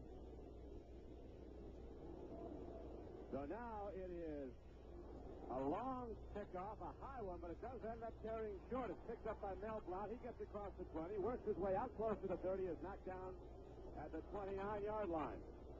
And the Pittsburgh Steelers go on offense for the first time here in the second time in the third quarter. As they lead the game 29-14. Pittsburgh scoring 26 points in the second quarter to break this game open, and the Steelers led at the half 29-7. It is now a 29-14 game. Pittsburgh breaks the huddle. Wide to the left is John Stallworth, the rookie wide receiver out of Alabama A&M. He's a great one potentially. Wide to the right is Ron Shanklin. It's amazing the wide receiver depth the Steelers team has. Here's a give to Blyer. He is knocked down for a gain of maybe 1 yard. Ron Blyer was hit down at the 31-yard line as the former Notre Dame captain tried to angle off left to right. And the first man to hit him was linebacker Doug Allen, a rookie from Penn State. Well, based on what we've seen so far, unless the Buffalo Bills are able to turn this game around, next Sunday they'll be playing at Oakland Coliseum, and it should be the Pittsburgh Steelers against the Oakland Raiders. But that remains to be seen. 4:50 to play in the third quarter. The clock is running. The Pittsburgh Steelers moving left to right. Here is the fake. Bradshaw's dropping the throw. He's looking deep, fires downfield. The ball is tipped and almost intercepted. The tight end Larry Brown got his hands on the ball at the 45-yard line of Buffalo, went high in the air. And a diving interception was almost made by Rex Kern. He lost it when he hit the turf. Now, had Buffalo been able to come up with that one, let's think about that for a moment.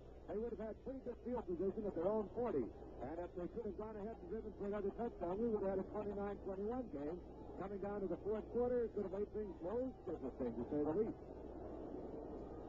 Well, we've got a long way to go. 4:44 left to play in the third quarter. Now Pittsburgh breaks the huddle with a long yardage down coming up, 3rd and 10. Wide to the right is Ron Shanklin. Wide to the left is John Stallworth. Bradshaw dropping straight back to throw. Standing at his 20. He digs in. Now he's going to run with the ball. He'll get another first down. Nobody near him. They hit Bradshaw hard. And Bradshaw is knocked down at the 46-yard line, but he again runs for 16 yards and a first down for the Steelers. Bradshaw feeling pretty secure of himself with that 29-14 lead. Didn't do like most quarterbacks might do in a situation like that. Run for the sideline and out of bounds. Nope, he went just like a halfback right down the middle. And he pitched a hard hit, but dropped him there at the 47-yard line. So the Bills go on the defense again, and the Steelers, with 4:07 remaining in the third quarter, have their 29-14 lead and a first down. 3:59 left to go in the third quarter. Pittsburgh breaks the huddle. 1st and 10 at their 47. Here is a give to Rocky Bleier. Turning the right corner. He is caught from behind and knocked down for a substantial loss. The Bills defending the play nicely. Walt Patelski came up, made the hit, along with linebackers Doug Allen and Jim Chiunsky. And so there's a loss on the play of almost 5 yards. We'll make a 2nd down and 15 for the Steelers. The ball is the Pittsburgh 43-yard line. Doug Allen did some fantastic work on that particular play. He was out of the play. The runner's gone by him. He was spun around by a defender. He turned around, slowed him up and up for the Huddersfield to come up and put the clincher on him. The temperature in the low 30s here in Pittsburgh. The sun behind the clouds now, making it much chillier. Wind is not a factor, although it's gusting at times during the game. Has not affected the passing game at all. Here's a handoff to Bleier. He fumbles the football and picks it up. Tries to turn the corner, and the Bills knock him down on 2nd and 15 after a gain of 4 yards. Bleier took a handoff, was trying to run the power sweep to the left side. Started to turn the corner, lost the football, bounced right back up to him, and he got ahead for 4 yards. It'll be 3rd and just over 10 for the first down for Pittsburgh. And we have the clock continuing to roll off those precious seconds down to 2 minutes and 40 seconds remaining here in the third quarter. And the time is working against the Buffalo Bills because the Steelers, maintaining possession of it and maintaining the 29-14 lead, are keeping things in their own discretion. 3rd down and just over 10 for the Pittsburgh Steelers. The ball at their 47. Bradshaw drops the throw. He almost loses footing. Now swings it out too long for Franco Harris. And had he caught it, he would have been drilled by linebacker Dave Watson, who was coming in to put the hit on him. And would have been knocked down at the line of scrimmage. So Franco Harris wisely let the ball go overhead. And that brings up 4th down, and now the Pittsburgh Steelers will have to punt, and the Bills will get it back, trailing 29-14 with 2:19 to play in the third quarter. 200 deep back there for the Buffalo Bills. One about the 25, one around the 15-yard line, waiting for this punt from the Pittsburgh Steelers. Here is the punt by Walden. Bobby Walden hits it deep. The ball is fielded back at the 4-yard line, and Walker's going to return it. He caught the ball instead of letting it go in the end zone. He gets out to the 8. And Buffalo goes on offense there. A 49-yard punt by Bobby Walden. And now with the score, the Steelers 29, the Bills 14. There's a timeout on the field. Now there's for Pennzoil. You know how it is when you first get a new car, how careful you are not to get even the slightest scratch on it, and how there's always someone around telling you to hurry up and get a little scratch or dent so you can stop worrying. Well, the truth is you do stop worrying so much about your car's exterior as time goes by. But what about your car's interior, its engine? Conscientious care and maintenance pay off in added years of trouble-free driving and dollars saved in engine repairs. And when you talk about conscientious care and maintenance, you're talking about Pennzoil motor oil. For over 85 years now, Pennzoil has been the quality motor oil recommended by new car dealers, garages, and service stations all over the country. Pennzoil is refined from 100% pure Pennsylvania-grade crude oil, and its famous additive Z7 is all the oil additive your engine needs. So remember to ask for Pennzoil motor oil. It's worth asking for. At Three River Stadium in Pittsburgh, Pennsylvania, Frank Sweeney, along with Don Cookie, as usual, is sending your way this AFC playoff game between the Bills and the Steelers. 2:07 remaining in the third quarter. The Steelers 29, the Bills 14. Don? Now the Bills have the ball 1st and 10 at their 8-yard line. Joe Ferguson, the quarterback, has to get his team back in the game. They'll have to be throwing. On first down, he drops back. Standing at the 2-yard line, he puts it up the middle and completes it to his tight end, who loses the ball. It'll be ruled incomplete. Paul Seymour had the ball, was hit and lost as he went down. Now we pause briefly for station identification. This is Mutual, your news and sports radio network.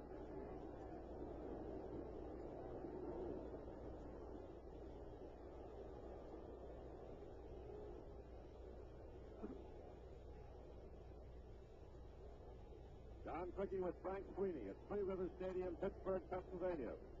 The Pittsburgh Steelers and the Buffalo Bills fighting it out to see who goes against the Oakland Raiders next Sunday in Oakland for the American Football Conference Championship. Right now, the Steelers are in the lead 29-14. They scored 26 points in the second quarter to take command of the game. Buffalo scored the only touchdown of the third quarter. Ferguson dropping back. He's got time. Now he's got to hurry. Runs out of the pocket. He's going to run with the ball. Now puts it up on the run. Braxton is going for the ball, and he can't quite get to it. Fullback Jim Braxton just can't make it at the 38-yard line of Pittsburgh. Just off his fingertips as Ferguson really unloaded one on the run. Unfortunately for Buffalo, that was number 34 instead of number 32. Number 32 might have been able to run under that ball. Braxton gave it every effort he could, but it was just a little bit beyond him. And carrying that much beat down there, that's really toughened down the field. Now it is 3rd down and 10, a very, very important play because if the Bills do not convert for the first down here, they'll have to punt, and the Steelers will get an excellent field position. The line of scrimmage, the 8-yard line, so the Buffalo punter could be hitting it from his own end zone.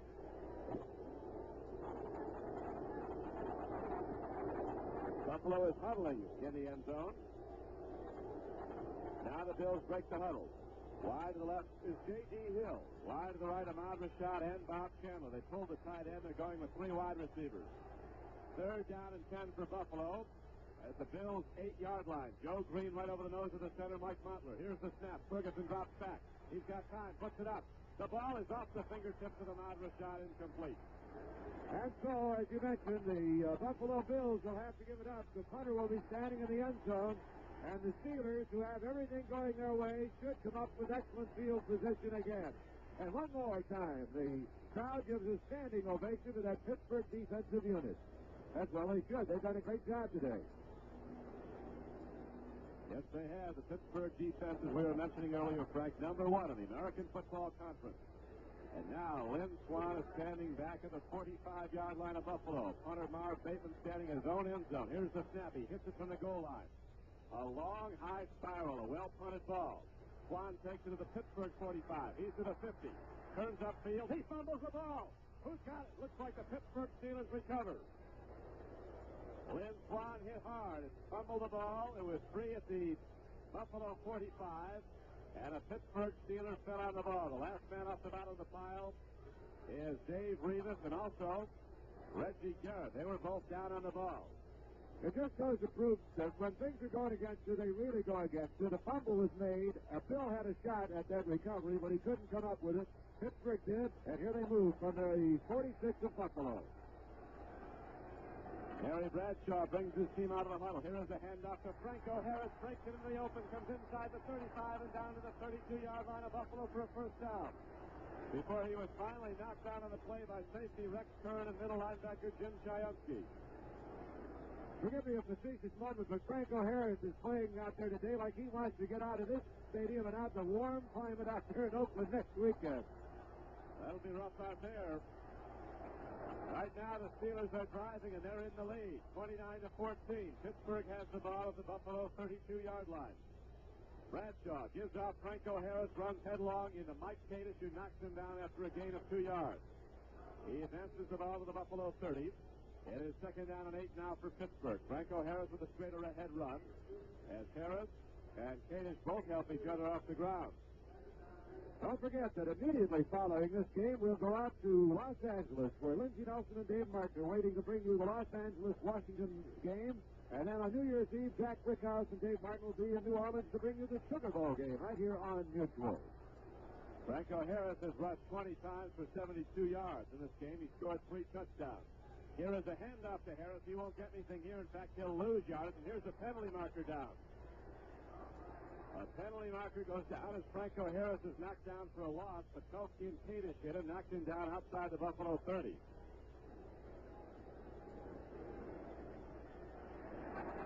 penalty will go against the Buffalo Bills.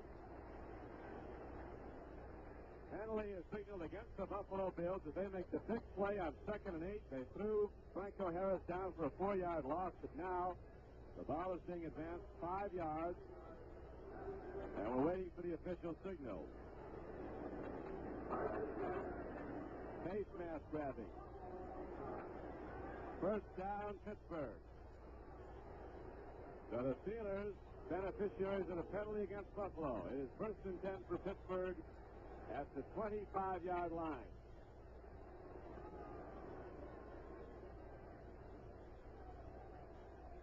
Here is a fake, a handoff to Franco Harris, and he is knocked down for a loss on the play by Walt Patelski.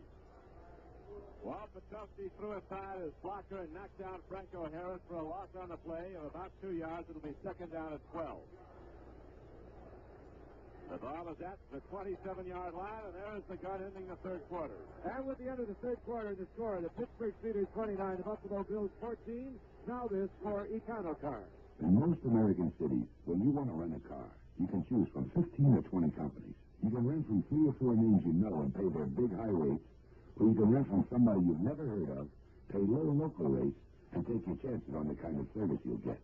Now, we'd like to give you our name and tell you why we think we're the best choice you can make. We're Econocar, the car renting service of Westinghouse. So we operate like a big company. In over 300 offices, Econocar rents shiny, well-conditioned Fords just like hers.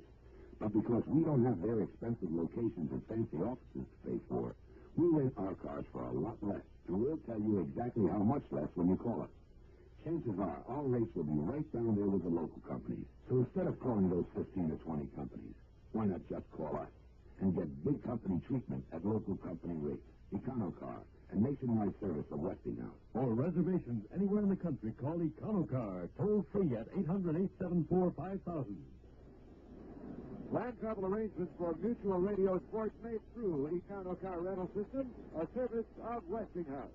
Only one score in that third quarter, and it was made by the Buffalo Bills on a touchdown pass to O.J. Simpson. In the third quarter, we have cumulative statistics now. Pittsburgh has rolled up 328 yards rushing and passing to 199 for Buffalo. Pittsburgh has 23 first downs to only 11 for Buffalo. 10 out of 17 is Bradshaw, 8 out of 20 is Ferguson. No interceptions so far, one fumble loss. That's big one by Braxton. Buffalo's penalized 15 yards, and Pittsburgh just 5. Don? All right, Frank, we're set to go now. Opening play of the fourth quarter. 2nd down and 11 for the Pittsburgh Steelers at the Buffalo 27-yard line. The Steelers moving right to left as the temperature is now dropping. The wind's picking up here in Pittsburgh. Bradshaw drops the throw, triggers it downfield to Ron Shanklin, complete at the 10. First down, Steelers. Perfect execution as Terry Bradshaw took a 2-step drop, triggered the ball, and Ron Shanklin ran right into it and caught it. Rex Kern and Bob James made the hit down at the 11-yard line of the Bills, and so it's 1st and 10 there for Pittsburgh. A 15-yard gain on the play. 14 and a half minutes to play in the fourth quarter in the ball game. Barring in overtime. Here at Pittsburgh, the Steelers with the lead and the ball. Here is a pitch back. Rocky Blyer runs with the ball inside the 10 and down to about the 8. Blyer slid ahead down to the 6, and they move the ball back to the 8-yard line. Jim Chiomsky came in low, submarine the block, and got an arm on Rocky Blyer ankle high to knock him down. And that'll bring up 2nd down and 8 for the Pittsburgh Steelers. And the ball inside the Buffalo Bills 10-yard line. The clock is running. 13 minutes and 50 seconds left to play. The Steelers with 26 points in the second quarter. Moved out in front of the half 49-7. They've not scored in the second half. It's 29-14 now, Pittsburgh. Here's a handoff. Franco Harris is down to the 5 and knocked down a straight-ahead run. Straight-ahead power run by Franco Harris. Jim Chiomsky was the first man to hit him. Leading the box for the Pittsburgh Steelers, center Ray Mansfield, guards Jim Clack and Jerry Mullen. Franco Harris having one of his finest afternoons. 3 touchdowns so far, and on the board they show that Blyer has picked up 28 yards in 8 attempts, averaging 3.5. He's had 3 receptions for a total of 54 yards. So now it is third down and about 4 for the first down. Third down and 5 for the touchdown. Here is a handoff to Franco Harris. Turning upfield, he gets back to the line of scrimmage, and that's all.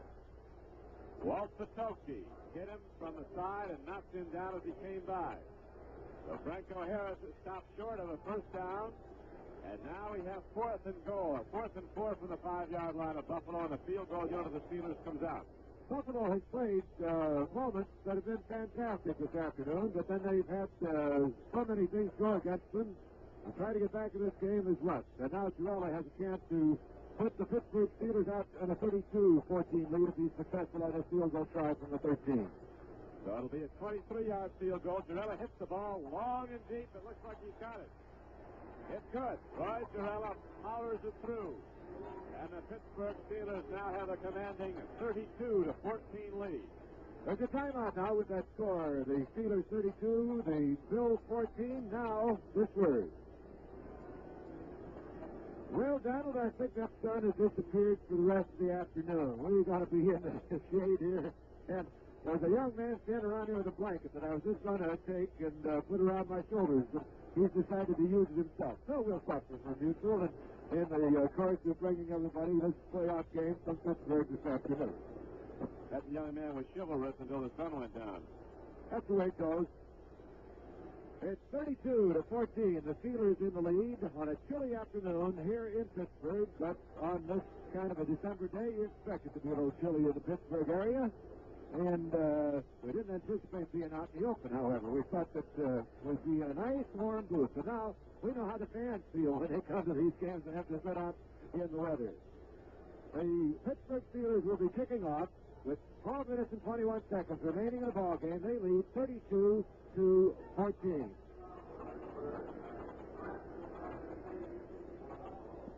This is Don Crickey with Frank Sweeney. Back at Three River Stadium, Pittsburgh, Pennsylvania. The Steelers getting their first points of the second half. A 23-yard field goal by Roy Girella. And they now lead the game 32-14. Girella kicked off. Kicked a soccer-style kick low and short. Bo Cornell touched the ball.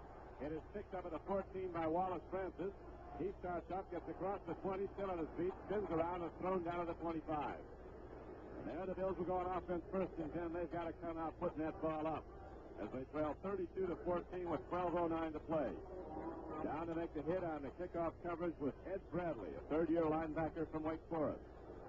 Francis must have been touched or hit by about 7 different Steelers on that particular run back. He was scrapping. He wanted to get some yardage downfield, but the best he could do was there at the 25-yard line. So here the Bills, and here again is Don Crickey.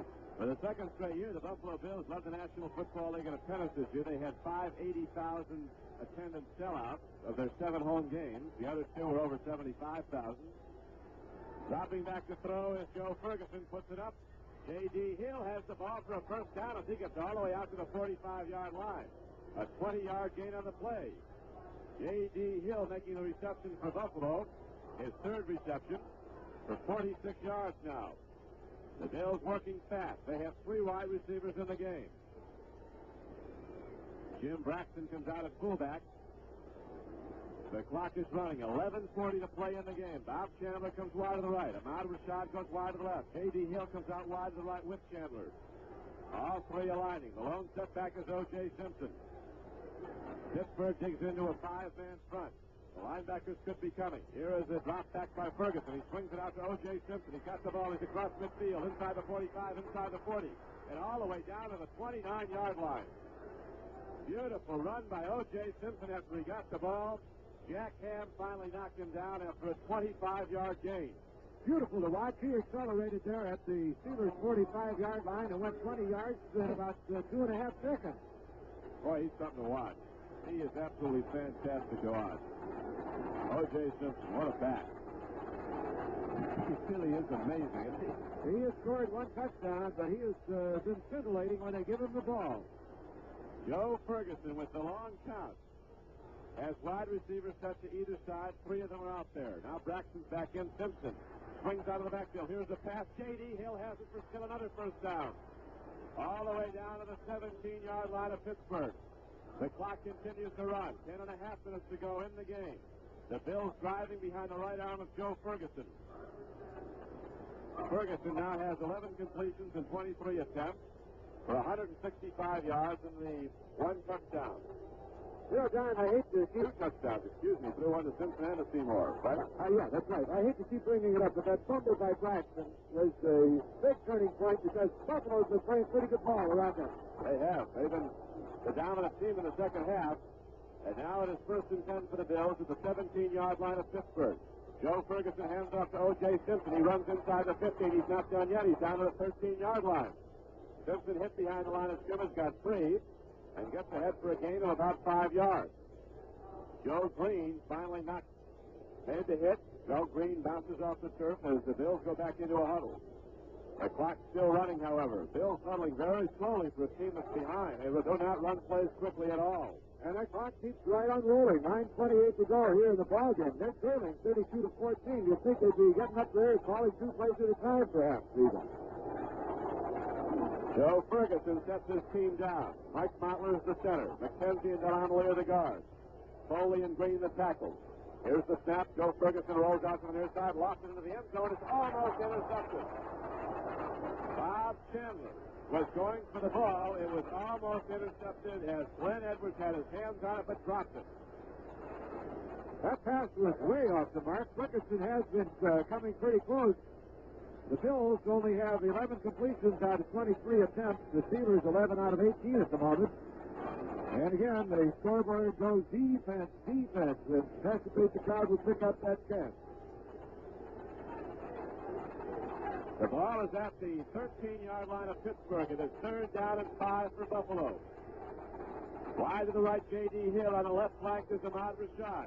Joe Ferguson with an open set in the backfield. Simpson and Braxton as running back. Here's the snap. Ferguson drops. He looks, throws over the middle. The ball is dropped by Ahmad Rashad. He was hit as the ball came in by Mel Blunt. And that brings up 4th down and 5 for Buffalo at the Pittsburgh 13. This is no way criticism, but I think the officials are letting some of those cornerbacks get away with a little bit more than we might ordinarily find in a ball game. Of course, there are judgment calls, and it's easy to sit up here and say that maybe it should have been an interference call, but that would look a little doubtful in my mind. 9 minutes and 3 seconds is all that remains, and the Buffalo Bills have themselves a 4th down situation. They've got to keep moving or give the ball up. 4th down and a long 5 for Buffalo at the Pittsburgh 13-yard line. Wow, the Bills going for it now for the 1st down. They have to, trailing 32-14 in the 4th quarter. Here is the throw. The ball is knocked down, incomplete, and Pittsburgh takes over the football.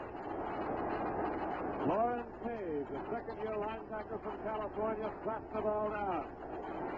And the Steelers fans are on their feet and cheering. And with the score, the Steelers 32, the Bills 14. There's a timeout on the field now. Frank Sweeney along with Don Crickey here at Three River Stadium in Pittsburgh, Pennsylvania with 8:59 to go. It looks like it's all the Steelers, 32-14. Don? 1st and 10 for Pittsburgh. The Steelers with the ball at their 13-yard line. They just knocked down a 4th down pass by Buffalo as the Bills made a desperate effort to get back in the game. Here is the handoff right up the middle. It's Franco Harris and his offensive guard, Jerry Mullins. Just powered their way all the way out to the 20-yard line. Looked like a train. 2 Steeler linemen in front of Franco Harris in a straight line. They just took that Buffalo defensive line right with them as they moved up to the 21-yard line. So now 2nd down arises for the Pittsburgh Steelers. 2nd down and 2 as they'll be looking to run the clock with that ground offense. The clock shows 8 minutes and 28 seconds left to play in the game. After a very long 1st half, it's been a very short 2nd half. Here is the handoff. Running with the ball is Rocky Blyer. He gets out to the 23-yard line. Rocky Blyer gets out to the 23-yard line. Short of the 1st down, it would appear. No, they really got it. They ruled that Blyer got there. Last-ditch effort. Rocky Blyer gets ahead for the 1st down for the Pittsburgh Steelers. The ball is at the 23-yard line of Pittsburgh, and the clock continues to run, and time's so valuable now. The ally of the Pittsburgh Steelers, the clock, as it starts to run down. 7 minutes and 50 seconds left to go. As you mentioned, Don, the 2nd half going along a lot faster than the 1st half. The 1st half took between an hour and 20 and an hour and 25 minutes. Harry Bradshaw with a long count shouts out an audible to his offensive backs. He changed the play. He gives off straight ahead to Steve Davis. Davis hits out close to the 30-yard line. Straight ahead power run. And Steve Davis got out to the 30 to 31-yard line. That'll bring up second down and 2. And Pittsburgh is grinding it out now. The Buffalo Bills seemingly realizing outwardly that they're not in this game right now. Pittsburgh is moving out with a straight-ahead run offense, running the clock, controlling the ball. Gary Bradshaw stepped up at quarterback.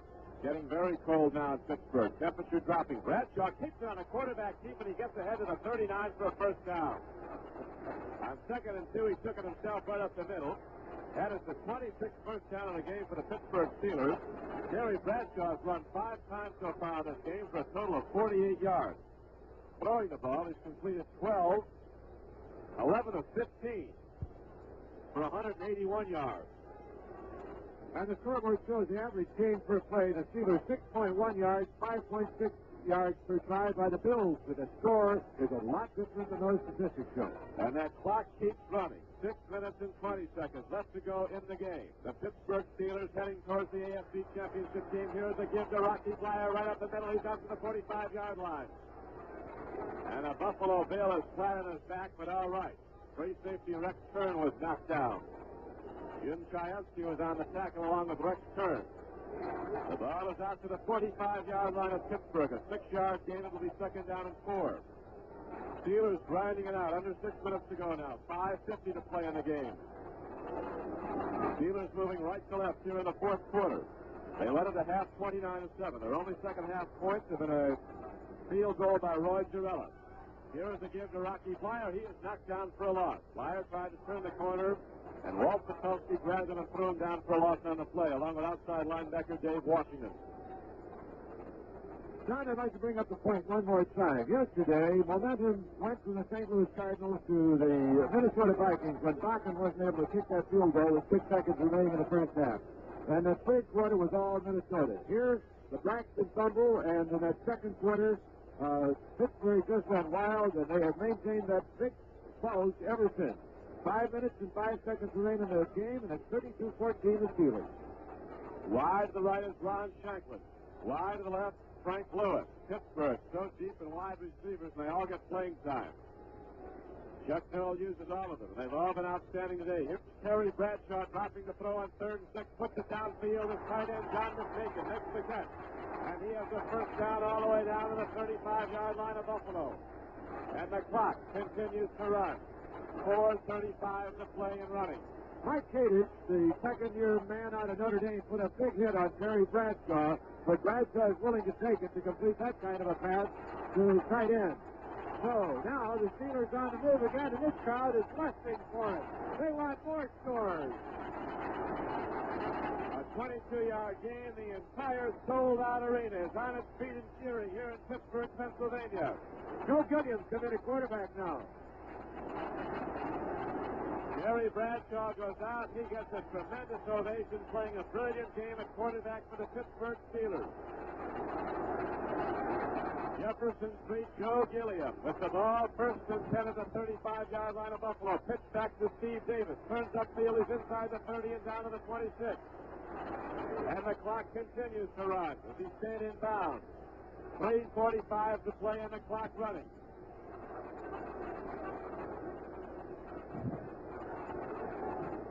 The ball is down to the 26-yard line of Buffalo. Terry Bradshaw, will give him those stats, Frank. They're pretty impressive. Terry Bradshaw had 12 of 19 for 203 yards and 1 touchdown and 48 yards rushing in 5 carries. He is the Lazy Boy winner as the offensive player, and Jack Ham of Pittsburgh is the defensive winner. Our judges, Pat Livingston, Larry Fessler, and Larry Middleman.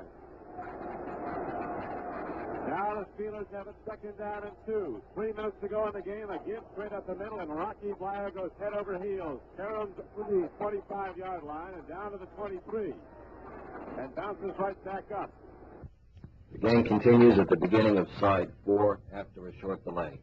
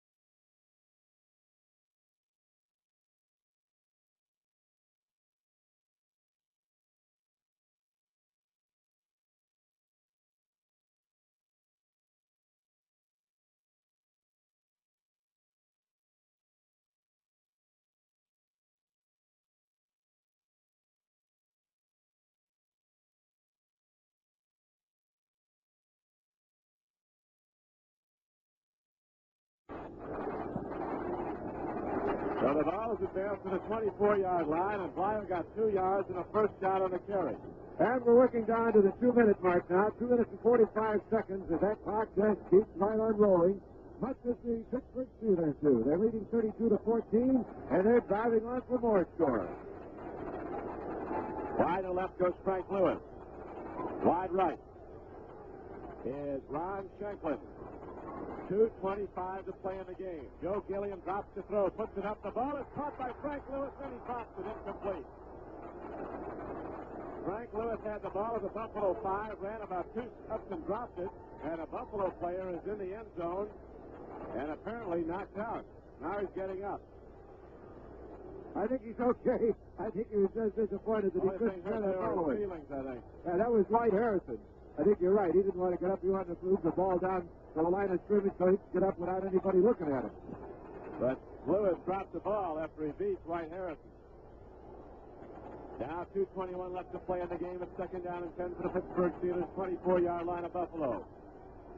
32-14. The Steelers lead the game, and they're headed against Oakland in the AFC Championship game next Sunday. Here is a give to Steve Davis, running hard. He gets down close to the 20-yard line. He is thrown back on a charge of white jerseys led by Walt Patulski and Mike Kadish. Third down coming up, and that will bring us to the 2-minute warning. The 2-minute warning coming up. And there it is, the 2-minute warning with the score. The Pittsburgh Steelers 32 and the Buffalo Bills 14. Timeout on the field now this for contact. Give your hand to a friend. Give your heart to your love.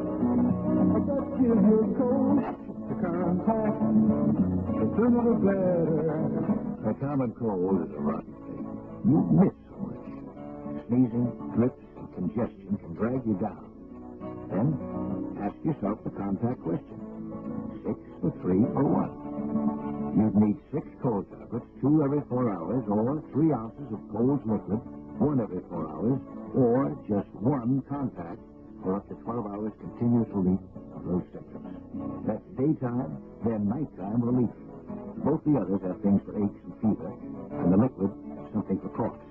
Not found in Contact 600 tiny pack pills. Give your cold the Contact. The sooner the better. 6 for 3 or 1. Take Contact. Only as directed.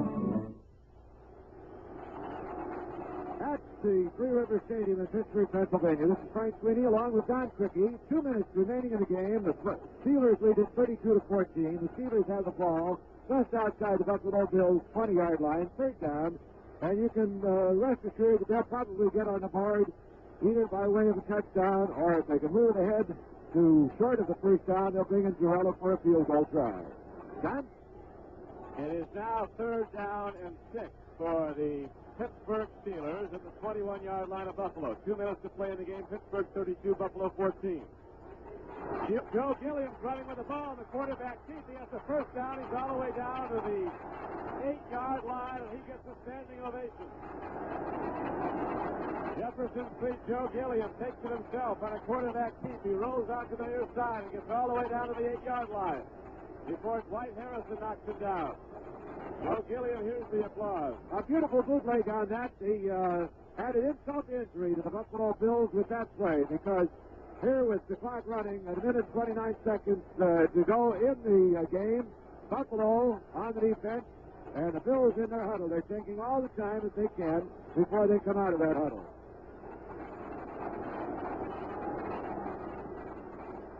A minute and 13 seconds to go in the game. First and goal for the Pittsburgh Steelers, 8-yard line of the Buffalo Bills. Wide receivers to either side. Joe Gilliam in for Terry Bradshaw now in the closing moments of the game. Here's a gift to Steve Davis.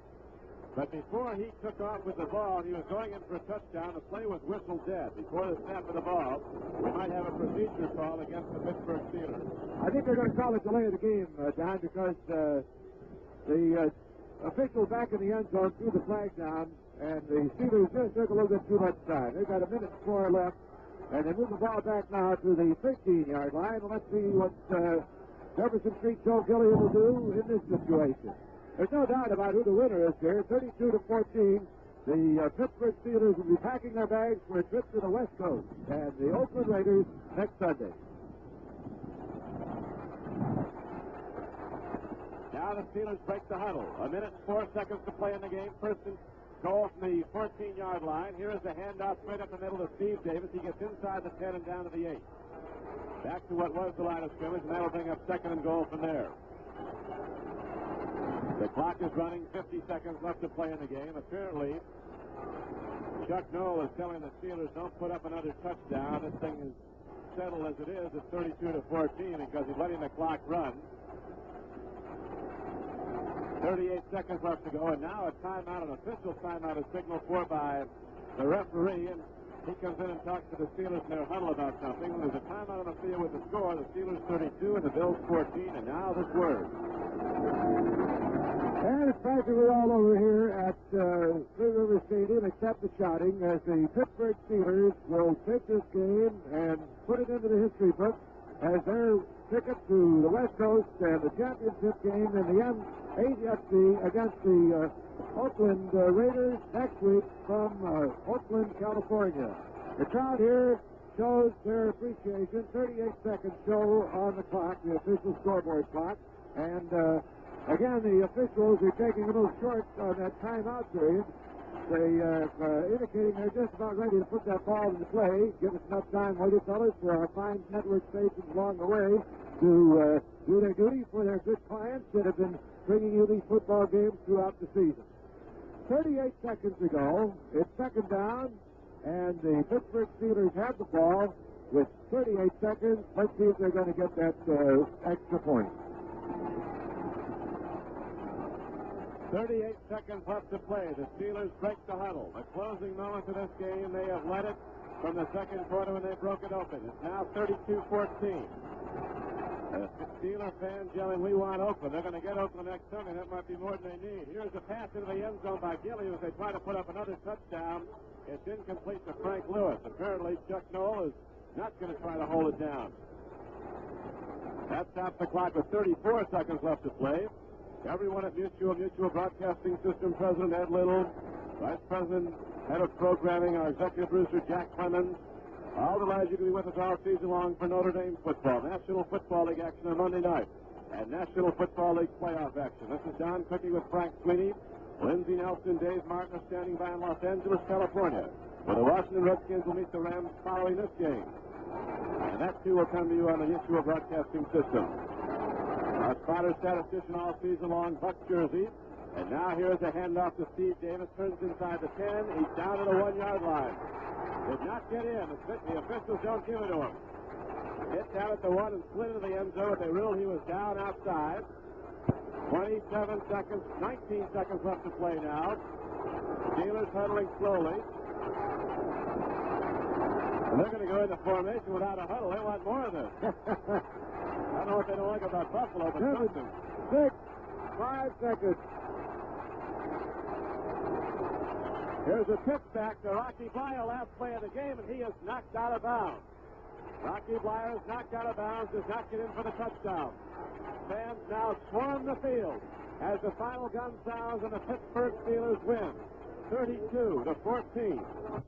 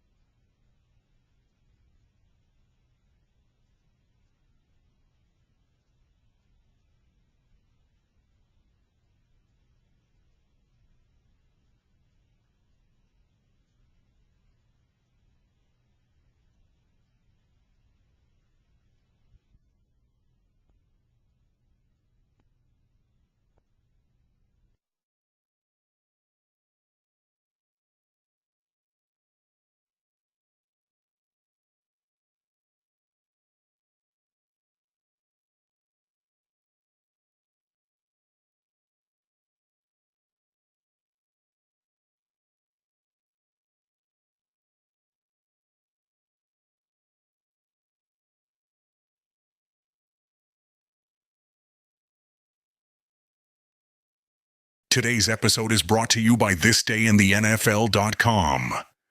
Celebrating football's greatest moments, one day at a time.